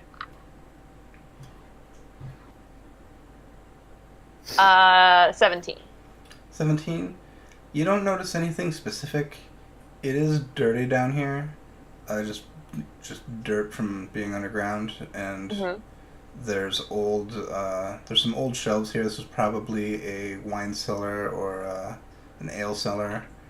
Yeah. There is a water closet in here, so I don't know if that has any smell coming from it. It probably doesn't, but it's there. Okay. It just seems gloomy, and it kind of doesn't change with your meditation on it. Okay. Um, Are yeah. they? Did you guys stay upstairs, or did you come? I'm by myself. I'm still upstairs. You can probably hear them like moving around as floorboards Yeah, I'd creak. still be upstairs. I will say, Spirit, I know your pain. Okay. Will you come talk to me? You listen for a bit. You don't hear a response. Do I feel anything like coldness or like? Nothing more than you already did. Mm, Because it just entering in the tap room just feels a little bit creepy. So you kind of started there, and so yeah, Okay. just nothing you do is changing that. okay.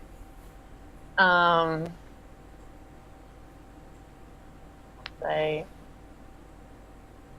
it's all right. You don't have to be scared. We're good people, but we want to see if we can help you.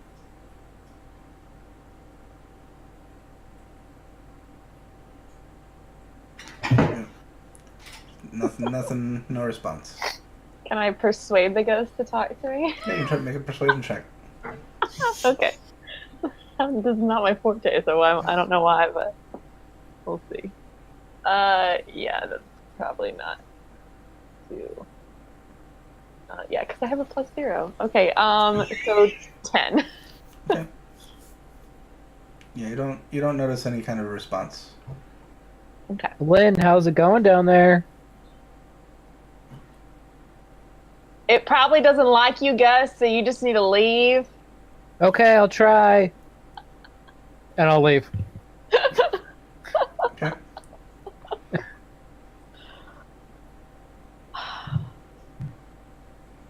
So what are Nightbreeze and Dan doing? I think at the hilarity of it all, I'm going to. Are there any? There's chairs and stuff down.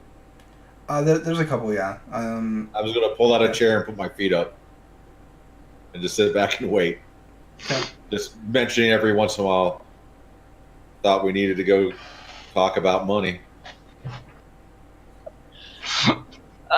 Okay, if it's been a few minutes and I haven't heard anything or like felt any different sort of response, I'll just say,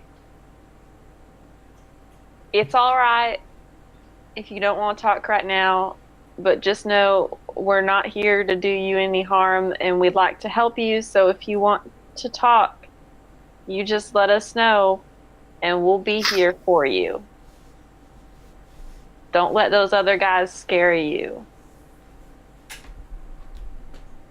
Okay. All right, Yeah. bye. And bye. Click. And I'll get up and dust off my knees and my hands and come back up there. And I say, well, I tried. Yeah, I got nothing up here. I don't really know if it's scared or anything, but it seems real sad to me. So I don't know. Yeah. I guess we'll try again later. I've heard rumors that things like this come out a little bit more at night. What was it we had to do, Brace? I thought that you and Gus were going to go talk to somebody about some money. We need to get Just a moment. Lynn some clothes, and I need to get some clothes. Get ready for this opera thing. And with that, we have thousands of platinum that we just found. So much. It's just all over. You just didn't notice it until now. Yeah, our perception checks were so low. Yeah. The entire floor is covered in platinum. Yeah. Alright. So, is there people in the city that we could? I mean, there's the people you can hire to do the ward and everything, but could we get someone to come in as a medium to, in a non-malicious or non-exterminate way? Probably. I would like to look into that. Okay. So, well, you've actually left the manor. Where did you go? I'm just right up front, kicking the dirt, Okay. like kicking stones around and stuff. I guess we'll try and Yeah, you'll see organize there's up and then head somewhere. other people out in the alley. I think you can hear. There's a chorus of halflings singing. You can hear them from Ooh. around the corner. There's Is it a song I know? Maybe. They're probably singing like old folk songs. Can I pick up the key so I can start? So I can grab my loot and start playing with them? I'll let you make a performance check. Sweet. No ones. Natural one. Get them all out when we're like not. Not in combat. That'd be great. That's back to back. So you just walk over to these halflings who are singing there in front of the alley, and you go up and ruin their performance with your lute playing. I can tell I'm absolutely terrible, and I just go, "Have a good day," and just walk so away. bad to hear how bad it is from inside, and that we're probably like, "Is that Gus?" You make a perception check. Yes. I think it'd be hard to hear from inside. 18. Well, I rolled a 19 and it's +5. You did hear Part horrible the singing, Thing. and then you hear this weird like lute playing added to it, and then some people yelling.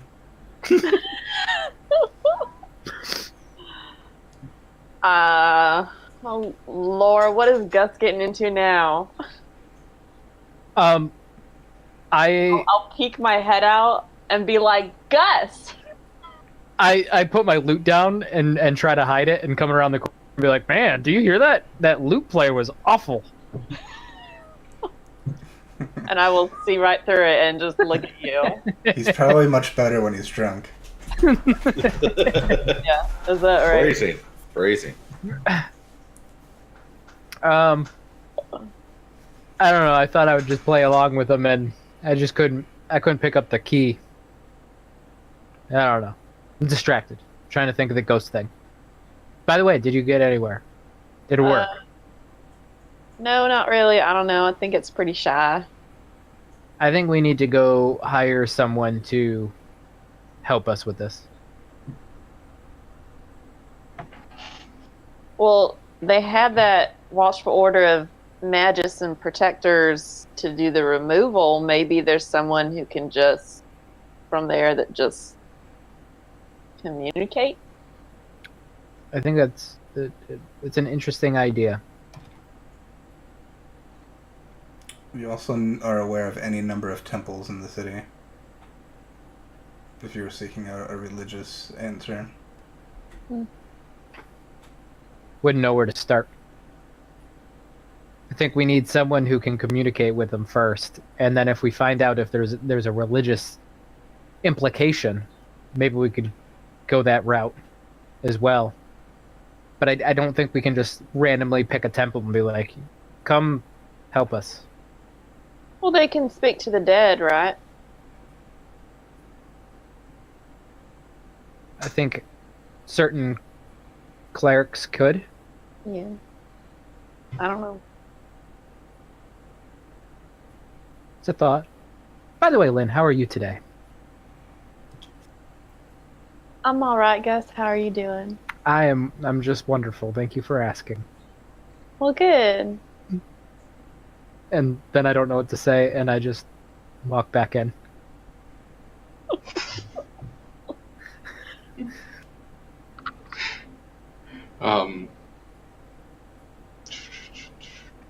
So what's the plan today? We got to do something at dusk. We're going to try to see if we can find Neverember. Yeah, I think we should go see Neverember, and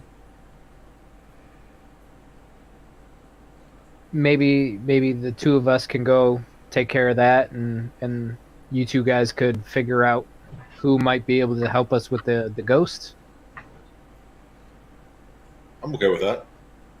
Dan? Splitting the party. Yeah. Always a good idea. We got limited time, so I feel like it'd be... Just Let's go. plan to meet at the Godcatcher before dusk. Should we go to the tailors first? That's Yeah, something we could do all together. go to a tailor, then split out if we have time. If not, we'll just go to the Godcatcher. That works. What time is it right now? It's like probably like 10 or 11, eh? It's like before noon. It's probably like 11:30 to noon by the time you've played with the ghost and Okay. harassed some halflings.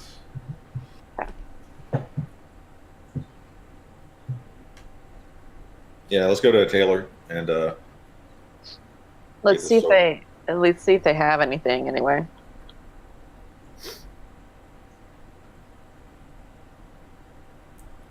Yep, load my map. I don't off the top of my head know where a tailor is, but there's several.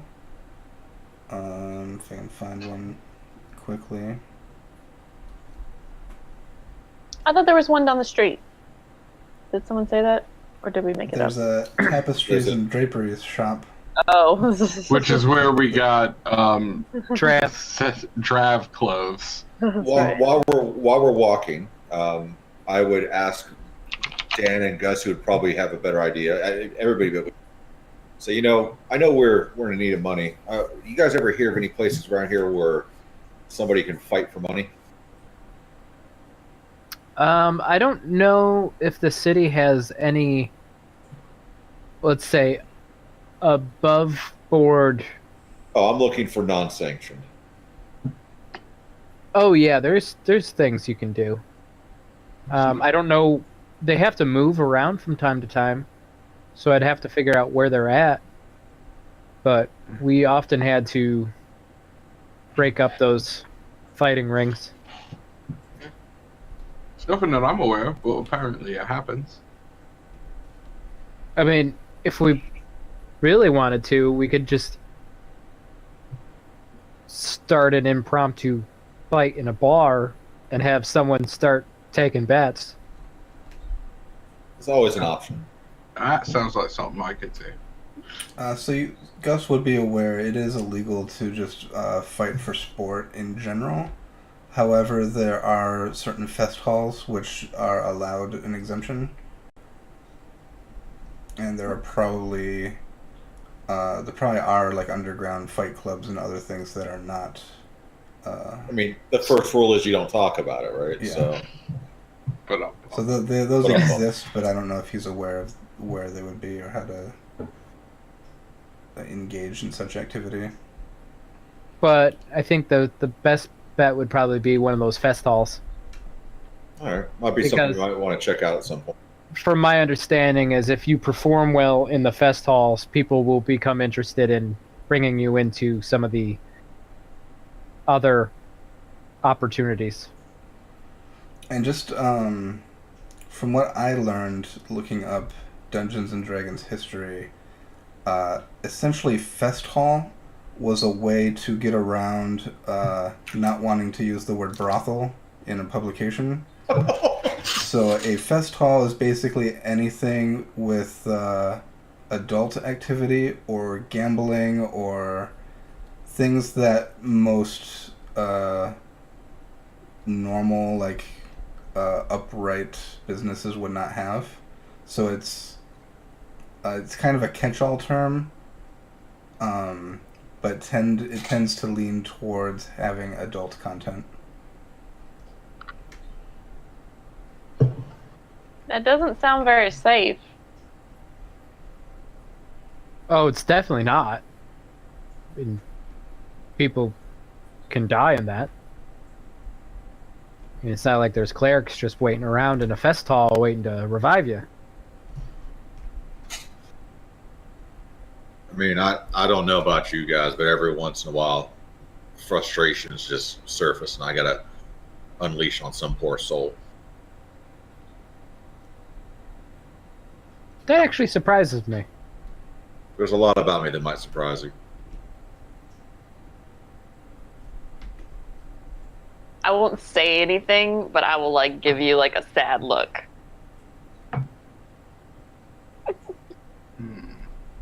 As far as like searching for a shop, you would know that the market would often have a lot of things.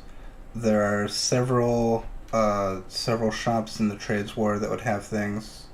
I'm not finding one specifically, but we can make one up just as well that they exist. Aurora's would sell clothing. Like fancy clothes? Yeah. Should we try Aurora's? Can you get a discount there? Can you go back to my one? Well, and just one option with Aurora's is you can just order something from the catalog and not have to actually go in. Oh, and they probably don't have a tailor there, so you don't know really what to get. I'm sure that places get measurements that you have to include on the order. So Dan would probably know. Like black ties, fancy. Do my purple fancy robes count? No. Darn. Oh, Dan. Okay, Dan would know.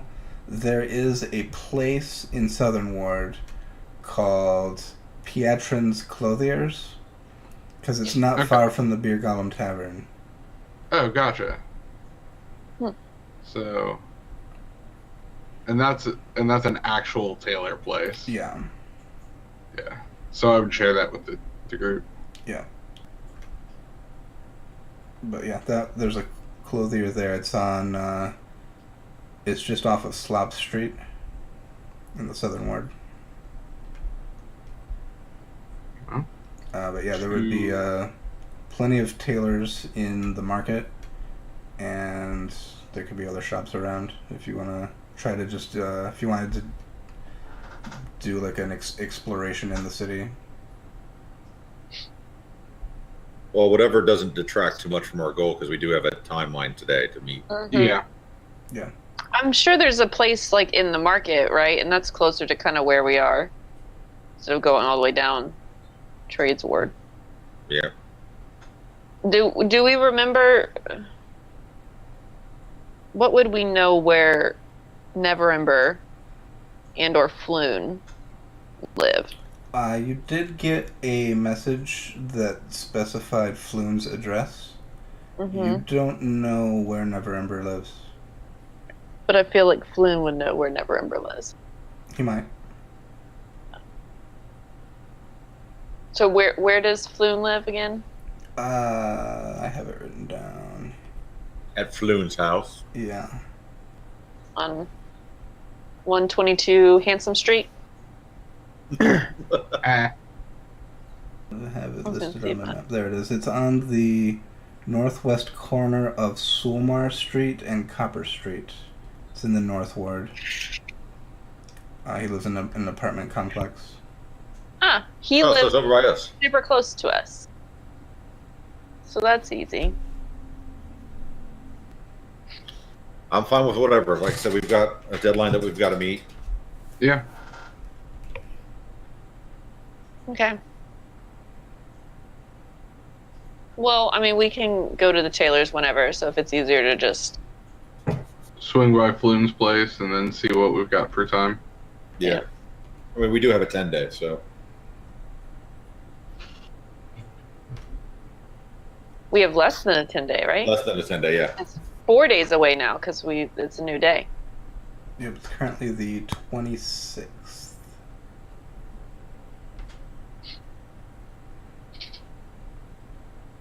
Are we splitting up still, or... I don't know.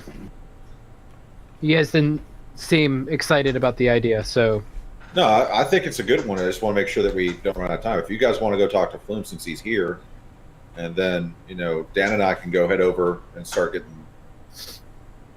getting fitted. That works. All right. So you two off to Flume's, Breeze and I off to the market to try and find a tailor and get fitted. Yeah. Where's the Godcatcher at in relation to everything? Right in between the two. Okay. Yeah, it That'll should work. be. The right above the Godcatcher market. is just north of the market, yeah. Okay, yeah. So we'll go to the market. We'll meet the Godcatcher before dusk. Okay. And Dan and I can take the package with us, just in the event that you guys are running late. that makes sense. Okay. So let's do that.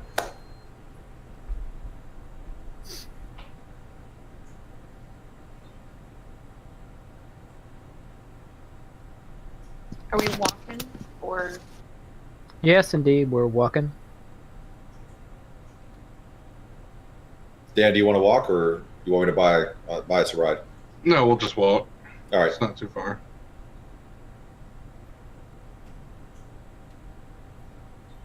All right. So we're headed over to Flume's. We are indeed. Oh, Lord. Okay. I zoomed out my map. Where did it go? You can get there easily enough. Just head down the high road and turn on Silmar Street. And update that map. As you come by, you pass a... there's a shop here called Beffel's Bottles, Exotic Wines and Cordials. That looks interesting. But yeah, you see this this larger apartment complex on the corner. And you're aware down in the alley is the Gentle Mermaid Fest Hall. One of the more elegant establishments. Mm-hmm. But you said Fest Hall, so... I did. Yes. It's a house of lady favors. Of course, you Lynn would live right behind one. I think both of you, knowing the city, you would know this place as being more where like noble people go and play cards mostly, but there is an element of other adult activities that can go on. Hey, Lynn, I would just like to point out that Floon likely has to pay for attention from ladies. Just saying. I don't know. I mean, they say he's the best looking guy in Waterdeep, so. Yeah, I do. Let's go look at his apartment. Well, hopefully he'll be better. All he has to do is point us to where his dad is.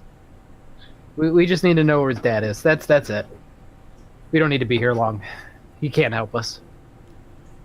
We're asking where Neverember is, right? He should know. He's his friend.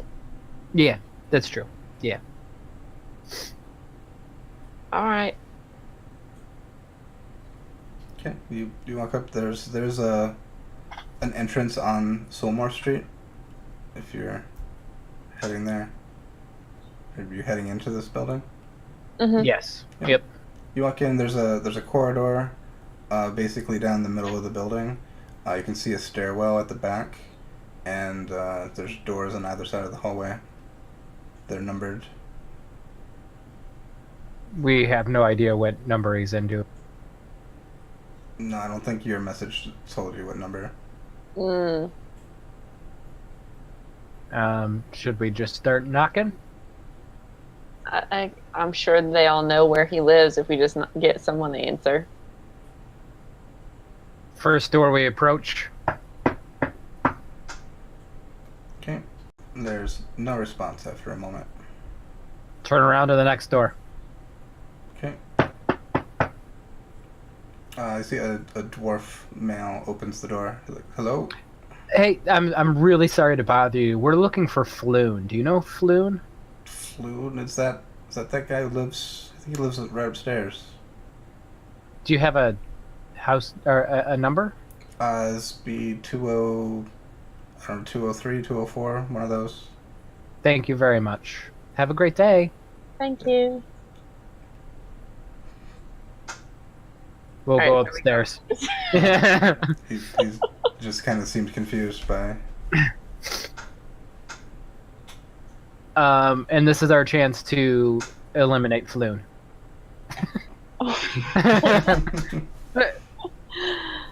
Oh. All right, so we go up to 203. Yep.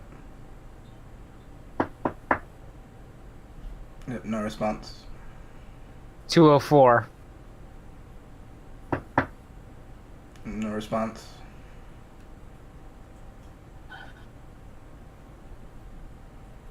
Right back to 201. Okay. Yeah, there's a woman opens the door. He's like, hello? Hey, I'm looking for Floon. Do you know where Floon is? I'm not sure where he is right now. He's usually working during the day. Do you know what apartment it is? 203. Okay, so what's 203? Do you know where he works? He works at the Gentle Mermaid. That makes sense. That makes sense. All right, well, thank you very much for your time. I hope you have a great day. Oh, you too. Ta-ta. Oh. All right. So, yeah, it figures he would work there. What do you think he does there? I don't know. I'm sure he uses his charm and good looks to make money. Sound a bit sour there, huh, Gus? No, I'm just saying that... No, I'm not going to say it. I'm being nice. So we will go over to the Gentle Mermaid. Oh, okay. So I'll have to pull up some notes here. Oh, God. Lynn, I know you've never been to a place like this. So don't be surprised if you see some unsavory things. Perhaps some people who are not dressed as appropriate as you would like. So how are you guys dressed right now? I assume you're like you're... Well, I'm in my normal... Yeah, kind of... your normal clothes are kind of nice, but not super nice, right? Yeah. They're upscale casual. Yeah. I mean, yeah, my normal clothes are just So yeah, but I think both of you would realize you are not dressed well enough to enter the Gentle Mermaid. Oh, we're not dressed enough fancy? Yeah, this is a fancy place. Is there a back door? Yes, you've probably delivered here before. All right, I'm going to go to that back door. Okay. You can knock on the door, Yes. and an attendant will come out and greet you. Hey, I'm so sorry. We don't mean to bother you. We have a delivery for Floon, if he can come out here. What is I'm from Aurora's. We've got a delivery here for him. Okay, usually He's available. deliveries aren't addressed to an individual. I can take it for you. It said directive that I have to hand it to him personal. Okay, let me see. And he closes the door and walks and disappears for a bit. hey, that was good. I don't know. I've never seen you lie like that. I'm very impressed. Horrible effect on me. Or a positive one. After a couple minutes pass, he comes back out, and says, "Floon is not available at this time. Is there any way you can I can sign for the package for him?" I got a sign. When might he be available? I was told he would not be able to come today. At all today? I mean, I don't know anything about this package. I don't know if it's urgent, but he was not available. It's very perishable. I was told that I needed to deliver it special today as soon as possible, so I'm just trying to do my job. If you can help me out and maybe see if he can come just for a minute. Make a persuasion check. God. Yeah, make sure you make that persuasion check while batting your eyes. Natural 20. Oh, all right. I'll go see what I can do. Yin and yang here. And he goes back away for a bit. My sweet southern charm. Yeah, that's exactly it. Oh. So are we gonna just have a conversation with him, or are we gonna actually hand him something to make it sort of legit? I hadn't thought that far. I'm just curious as to how far you're willing to go in this lie. Is it a full-blown lie or a half lie? I guess I was just wanting him to come out and then we can just All right. go around the corner and talk. Yeah, I'm good with that. I'm good with a full-blown lie. Oh. I mean, he knows us. Hopefully he remembers us. I mean, he was not in a very good state last time. After a few minutes, the door opens again, and the attendant comes back out with another man. And the other man steps out and says, "Hello, my name is Jant Daxter. I'm the owner of the Mermaid. See, you have a package for Floon, and Floon isn't available today. Is there any way I can accept the package on his behalf?" How much would it cost to get Floon to come out here? And This is very important. It's not a I'm matter assuming- of cost. He's not available. He's available to somebody if he's working. I mean, he's literally not here. He gets paid out. He's an on-the-go escort. Do you know when he might be back then? He is scheduled to be here tomorrow. But he wasn't scheduled to work today? He's been kind of hit or miss recently. Feel like he had some kind of ordeal. He was kidnapped. Did you hear about that? I mean, he's taken some time off recently, and he was in yesterday. What does he do here? What does anyone do here? Well, He kinda you could grins. be a card dealer. You could be a barkeep. You could be purchased for He is a entertainment. member of our staff, and his services are available for purchase. Thank you for your time, sir. We were told that I could reach him to deliver this package here, but obviously he is not here, so I will just try him at another location at a different time. All right. Well, let us know if we can be of service. Thank you. For nothing. So he's not home. He's not here. I think he's working outside of the establishment. Where was that place he got drunk before that he got kidnapped at? I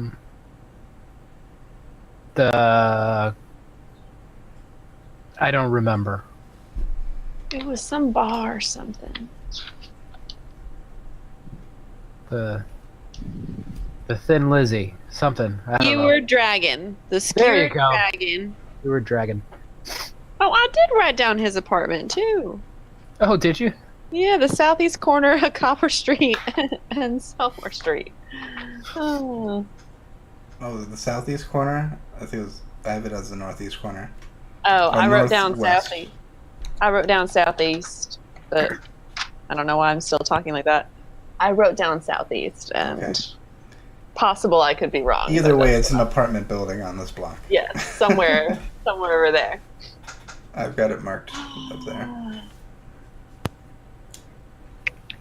All right. Well, that's exciting. How much time have we wasted? What Not time? very long. You'd only traveled here from Troll Skull and talked Maybe we for could catch 5-10 up with the minutes. guys. I guess so. I don't really know what else to try. I mean, we could. Maybe we can swing by his place later tonight. You'd try. Hopefully sleeping at home. Yeah. Maybe we'll buy him a bottle of wine from that wine place as a hope you're well present so we don't seem so needy. It shouldn't seem needy. We rescued him. He's alive because of us. I guess.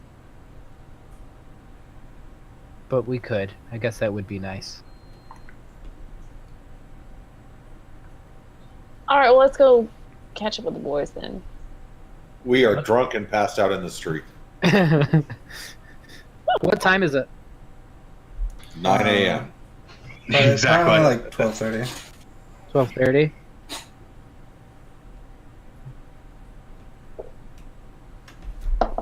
You're wanting lunch.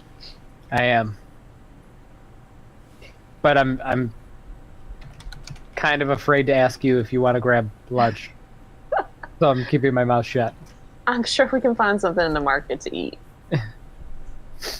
I probably literally like hear your stomach growl, and I literally just say like, "I'm sure we can find something to eat in the market. Let's just go meet up there." Did you hear that? Man, you got great ears. I mean, not in that way. I mean, your ears are good at hearing. Yes, they are. Thank you. Just trying to be good. Just trying to be good.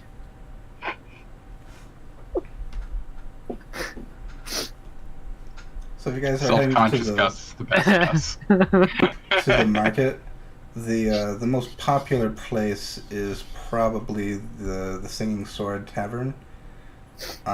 It's a normal tavern, but their claim to fame is the singing and dancing sword that entertains you while you eat.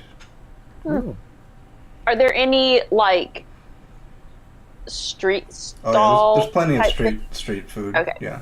That's what I was imagining, just like a pick up and walk as we walk around. Yeah, just like a kebab. Yeah. So you can get something for like 10 copper. Sweet. Okay. Cool.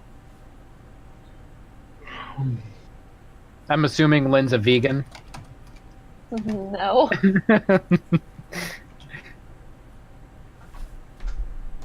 I grew up in the forest. You ate whatever you could get. It's a lot of leaves. All right, and you guys All can continue traveling. We want to jump over to Dan and Nightbreeze. Sure. Yeah. Well, if you're just going to basically the tailor to get fitted for an outfit, I don't know that we need to act that all out. We can kind of skip through it if you want. Yeah. There's Yeah, it's fine. We said they were going to the market to find like a place there Oh. in the market. They were going to the market? Or Yeah. were you going to the place down in Southern Ward that... No, Dan knew market about? that way would be closer to We were, that. yeah, we were Okay. going to go find a tailor in the market. Sure. But then, yeah, we're just going to get fitted and then point our other two cohorts that direction as well. Sure, thanks. You can always find yourself. So the market isn't always it's not always the same vendors each time, but they do tend to kind of like group together. So there is a section of like textiles and fabrics, and so you can easily find your way there and find each other. And yeah, it's not difficult to get fitted for some clothes. If there's anything specific you want, we can look into that. But otherwise, the handy dandy player's handbook lists fine clothes as 15 gold pieces each. Oh man, I'm glad I don't have to pay that. All right. How much was that? 15 gold 15. pieces. 1-5. I would attempt to haggle, saying, "Look, you're getting a group deal. You're getting 2 outfits, plus we have another person who's going to come, and she's going to need a beautiful dress. Can't you cut us a deal?" Make a persuasion check. I like the bluntness of it. Yeah. Just, so that's a 19 plus. Oh jeez. So 20. They can for basically a bundle of 3. They'll knock 3 gold off the total. Okay. So 1 less each. Yeah. Okay. So 14 each Yeah. then? Okay. And you essentially get fitted for what's more or less a tuxedo, and Lynn can get a just an evening dress. Okay. All right.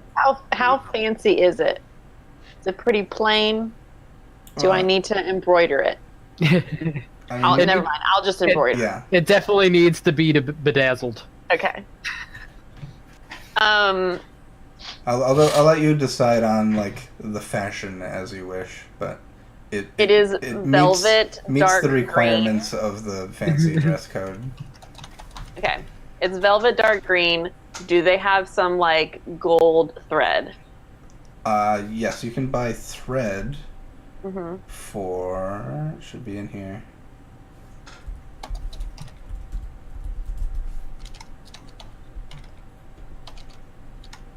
It was not in here. Let's find it here. Thread.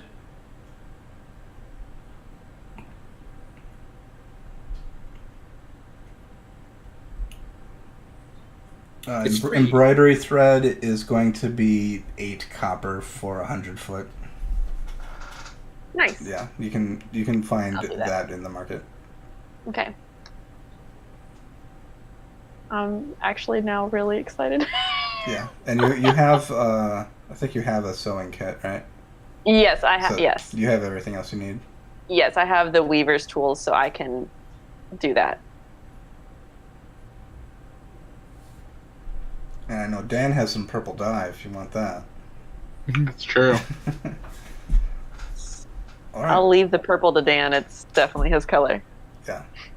So yeah, I say the market is set up for ease of transactions, so there's no difficulty getting in there and purchasing what you needed and getting out. Is there a weaponsmith? There is. All right. I'm in desperate need of a dagger. I need some more arrows too.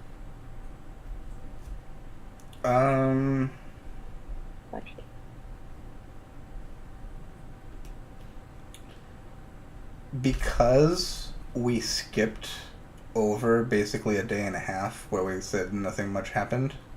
Mm-hmm. What I'm gonna say is I'm just gonna help you out and lead you somewhere that you haven't seen yet, but I think you would have seen. There is a smith and a forge in Troll Skull Alley that you just haven't visited yet. Oh, I think can we retcon our purchases then? Well, that's what I said. If you want to buy a dagger, I think you would go there first, at least. Yeah, well, I'll buy there. Yeah. So I think you would have seen. I think it. we talked last time, and I was just going to give you one of my daggers. Oh yeah, I can do that too. Okay. Yeah. Yay! I gotta put this up. Hooray! Yeah, because I have 2 daggers, and I don't even really use the one. No. No. I'll get this figured out. All right. Do we need to take a break No. for decorating? Okay. Done. Success! Good. Yay. Done. Crossbow will be here in 2 weeks. Nice. But yeah, I'd say just for your knowledge, because I think you would have at least noticed these places. You're like your neighbors. You've got the Bent Nail is where Tally works. He's the woodworking shop. There's a place called Steam and Steel, which has the smith and the forge. There is there's a greenhouse that you've seen,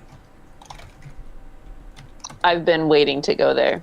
and there's a bookstore, and there was another place where it just had an orange and Cat's black paw? sign with cat's eyes.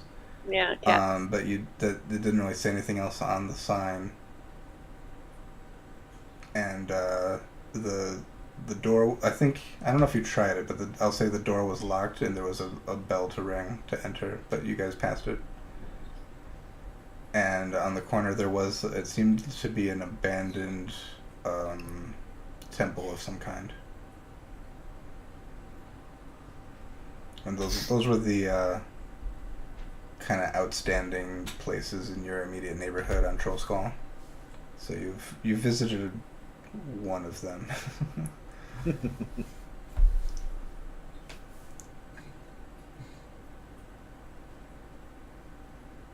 Okay, so yeah, it's early afternoon. You have made your fancy clothing purchases.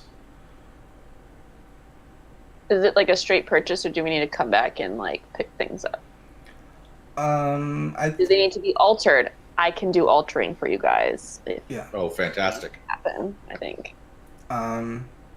I'd say they can probably just give you what you need then, and yeah, if you want to do that, if you have, it'll fit reasonably well as is, but yeah, if you want to do your own alterations, yeah, that's fine. Yeah, I can probably do alter. That's easier Alter. than paying them to Yeah. do it. Yeah. I'll add little like hidden embroideries of like leaves and things in your stuff, but Sounds good. Okay. Is there anything else you wanted to do this afternoon? I'd probably just get street food and peruse the market while we wait for dusk. Yeah. Very much. I'd say probably like 10 copper to get a kebab or something of that nature. All right. Buy me a Taco. kebab. Good street taco. Turkey leg. The spaghetti truck. Spaghetti truck.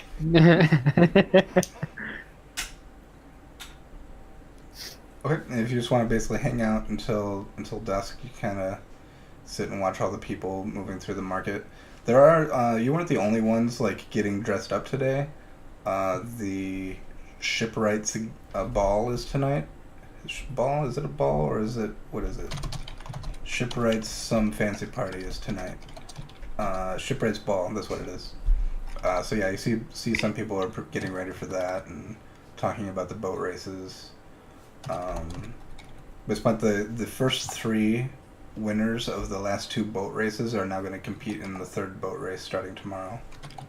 So lots of people are talking about that. They're in the Fleet's Wake spirit. And, yeah, just lots of hustle and bustle in the market.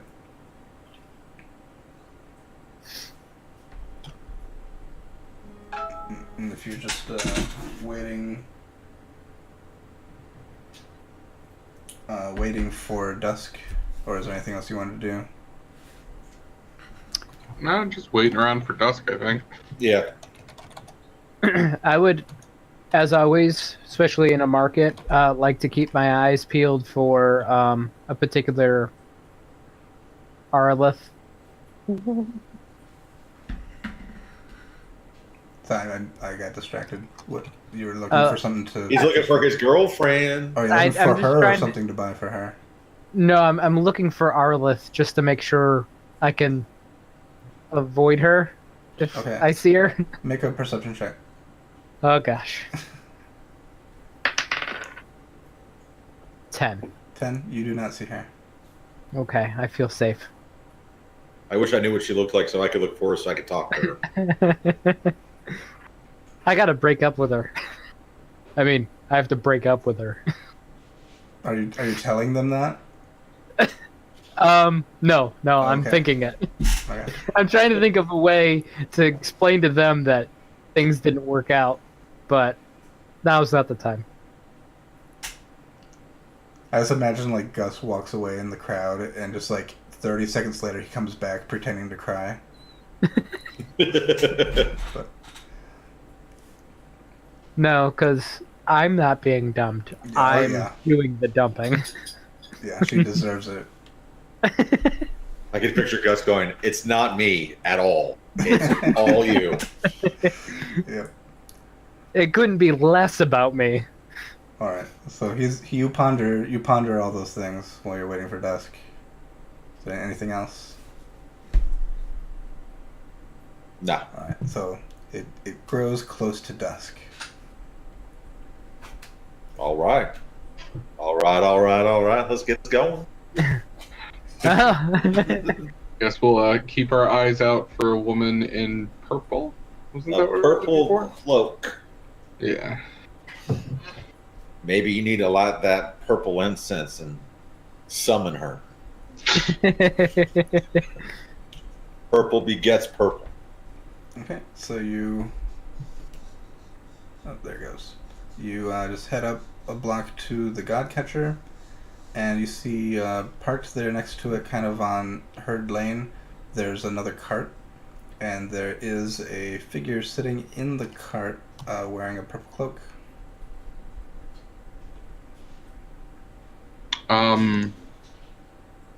Dan will grab the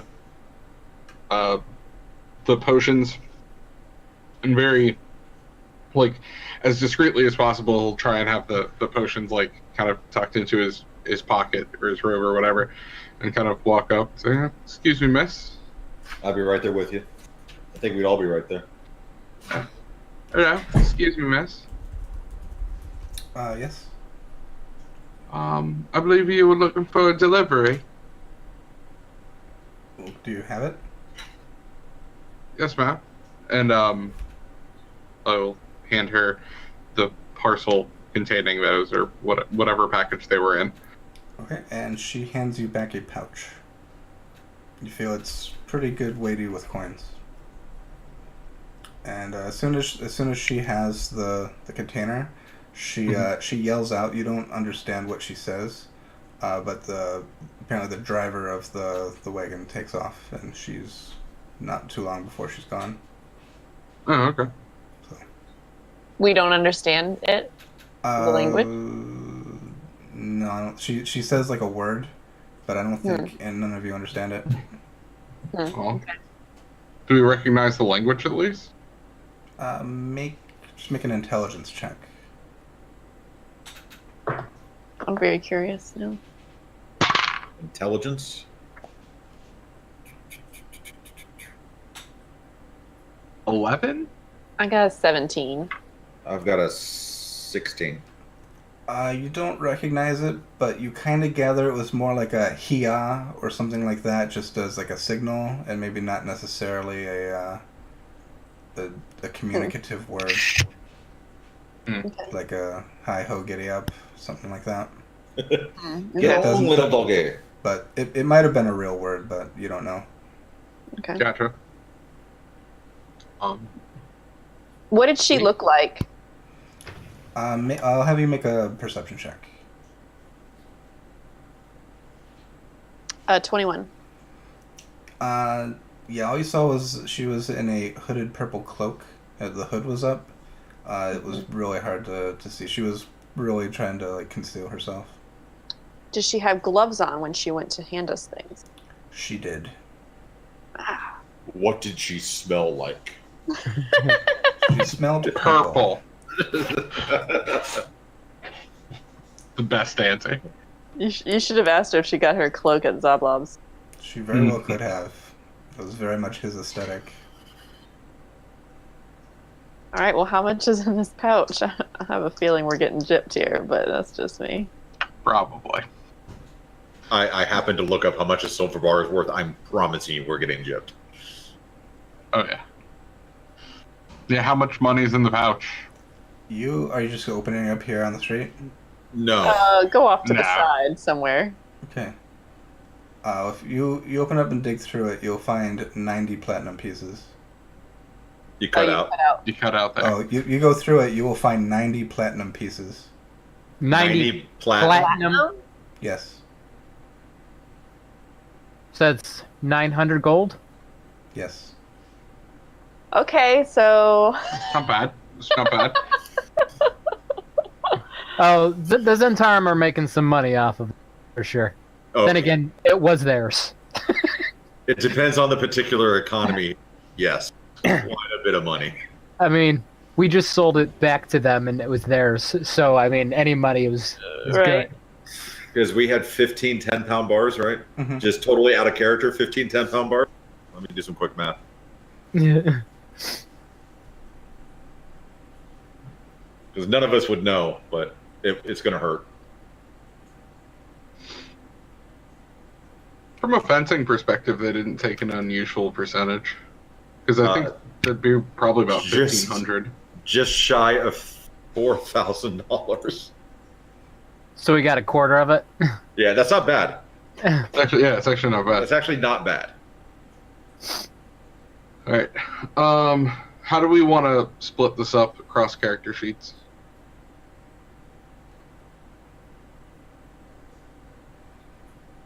Well, of course, Drab's not here, so he's I guess- not going to have Well- a cut. Well, I I guess think they should currently do- I'm holding on to it. So why don't you just add it to yours? Well, yeah, I mean, it's just gonna go straight to what's his name in it. yeah. yeah. You just hold Well- on to it. Oh yeah, I'll just add it to mine. What was it? We had to do half needs to be up.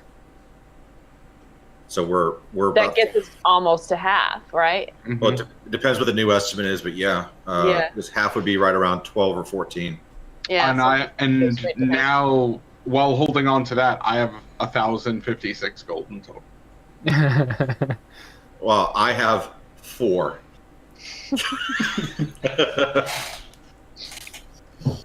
It's fun how Dan became the wealthiest in the party. Because I choose to do things like sleep in attics as opposed to pay for a 10-day of a hotel on my first day in the city. I think that's not what caused you to No. switch. It's the doing favors for rich people part. Yeah, that's true. That's true. I'll always do favors for rich people. Mhm. I got enough to get by. That's all I need. Let's see.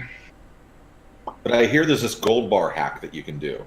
You just pick it up again and again and again. Of course, I found it the day after they patched it, but hey, that's neither here nor there. So All right. And standing here at the God Catcher, it's really just weird the perspective of standing next to this colossal statue. And you see that some buildings have been built on top of it.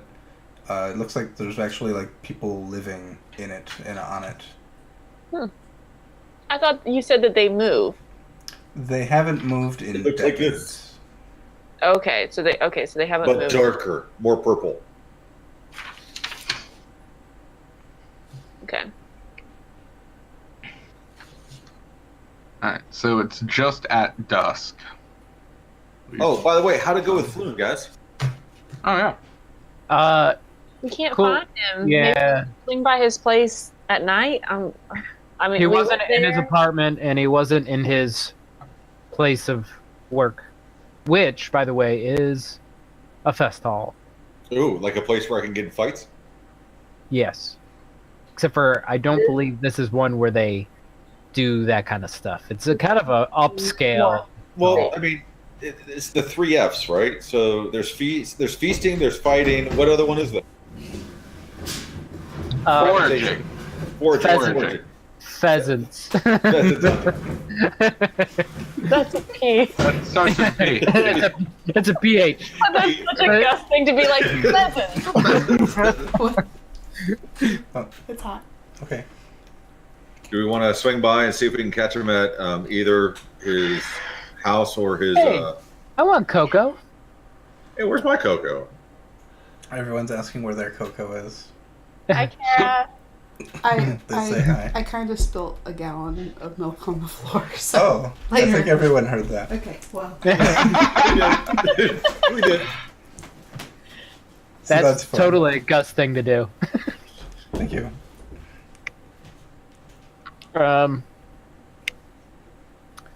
Yeah, we couldn't find him. He wasn't at his place of employment, and they didn't know where he was.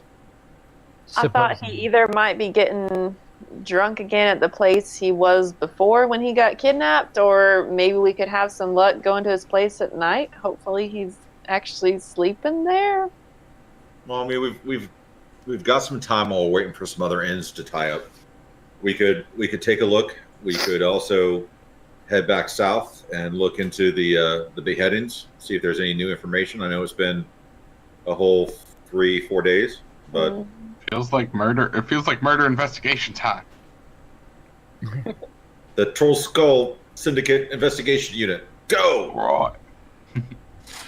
Right. It's also 11.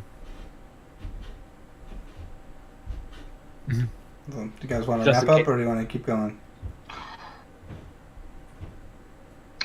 I'm Should for we- whatever the party. I'm up for a while. I'm up for anything. I can do whatever. I'm thinking maybe wrap it up tonight because we're 11 o'clock before we get into something that's going to take too long. And my first time back to work after the holidays tomorrow. Get some sleep. Well, we can. Is your intention is to go investigate in the dock ward for the evening? Is that, You brought up again. so your intention is to go investigate in the dock ward for the evening? Oof. Well, it was either investigate or check out to see if Flume's at his house or his work. Either way, we could if we were to check it for Flume, we could do that and then head home and then call it a night for us as well. Yeah. Yep. I think our best bet with Flume would be like nighttime. I don't know when he's gonna. I imagine that if he's coming home, if he's not at home and he ain't at work, he's doing something else. I doubt he's gonna be home early for.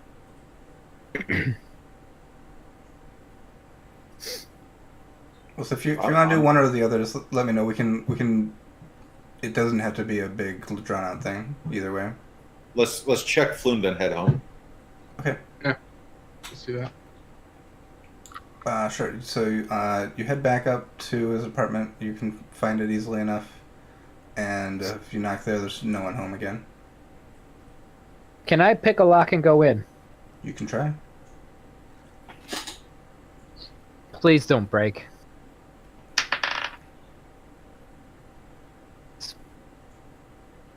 It's a 10.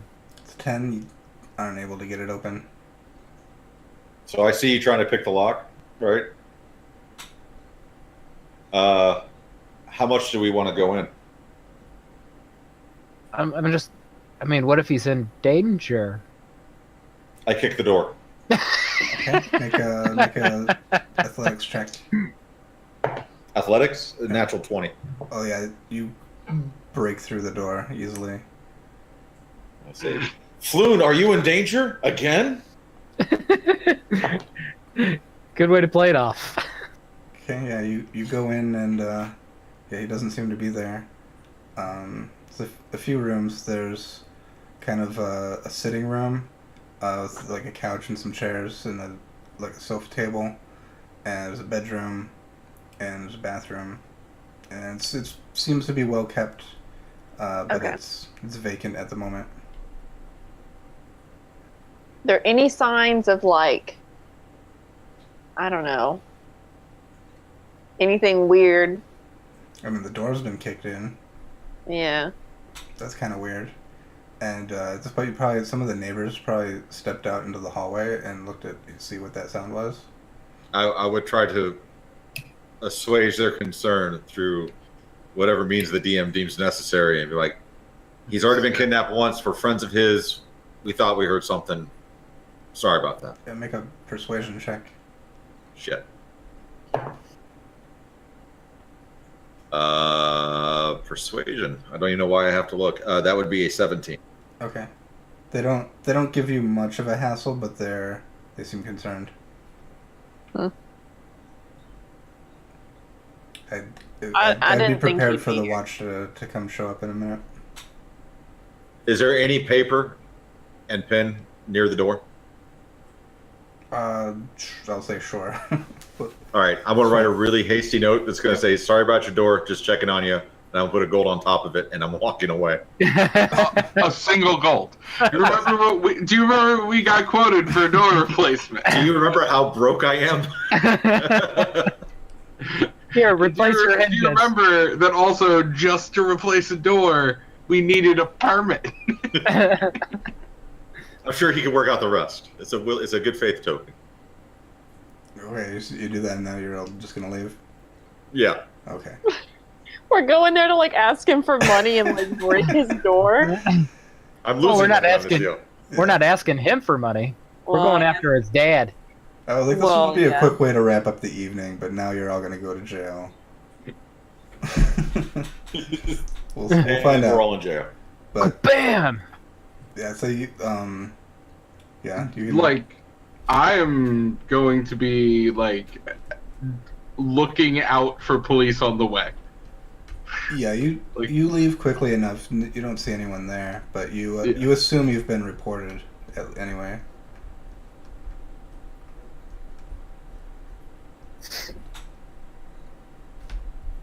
Where are we at? Oh, I'm way too high. So you were here, breaking and entering. It was a welfare check. Yeah. Well, did we enter? Yes. I'm pretty sure we just yelled in the door. I think you walked in and looked around, right? Oh, I didn't. Okay. But someone did. Okay, well you do that and then you head back to Troll's Call and we can call it a night. Yeah. Sounds good. And we'll pick up next time getting questioned by the City Watch. Probably. Keep passing it, yeah. Alright, thanks everyone. I wanted to give a quick shout out to Castle Mac. I'm wearing their shirt. They're kind of our neighbors. They have tons of D&D streams all the time. Go check them out. And then Michael, do you want to pitch your game? Oh, yes. Starting next week on Fridays over on my Twitch stream, which is Craniodad, CRANIODAD. Also be rebroadcast here. We're going to start running some new players at level 2 through Horde of the Dragon Queen. There'll be a couple familiar faces and some new ones. And we're going to see what we can do about making a little bit of this happen with the stories. Yeah. Ooh. Very cool. Alright, thanks everyone for hanging out. We'll be back next week. Bye. Bye.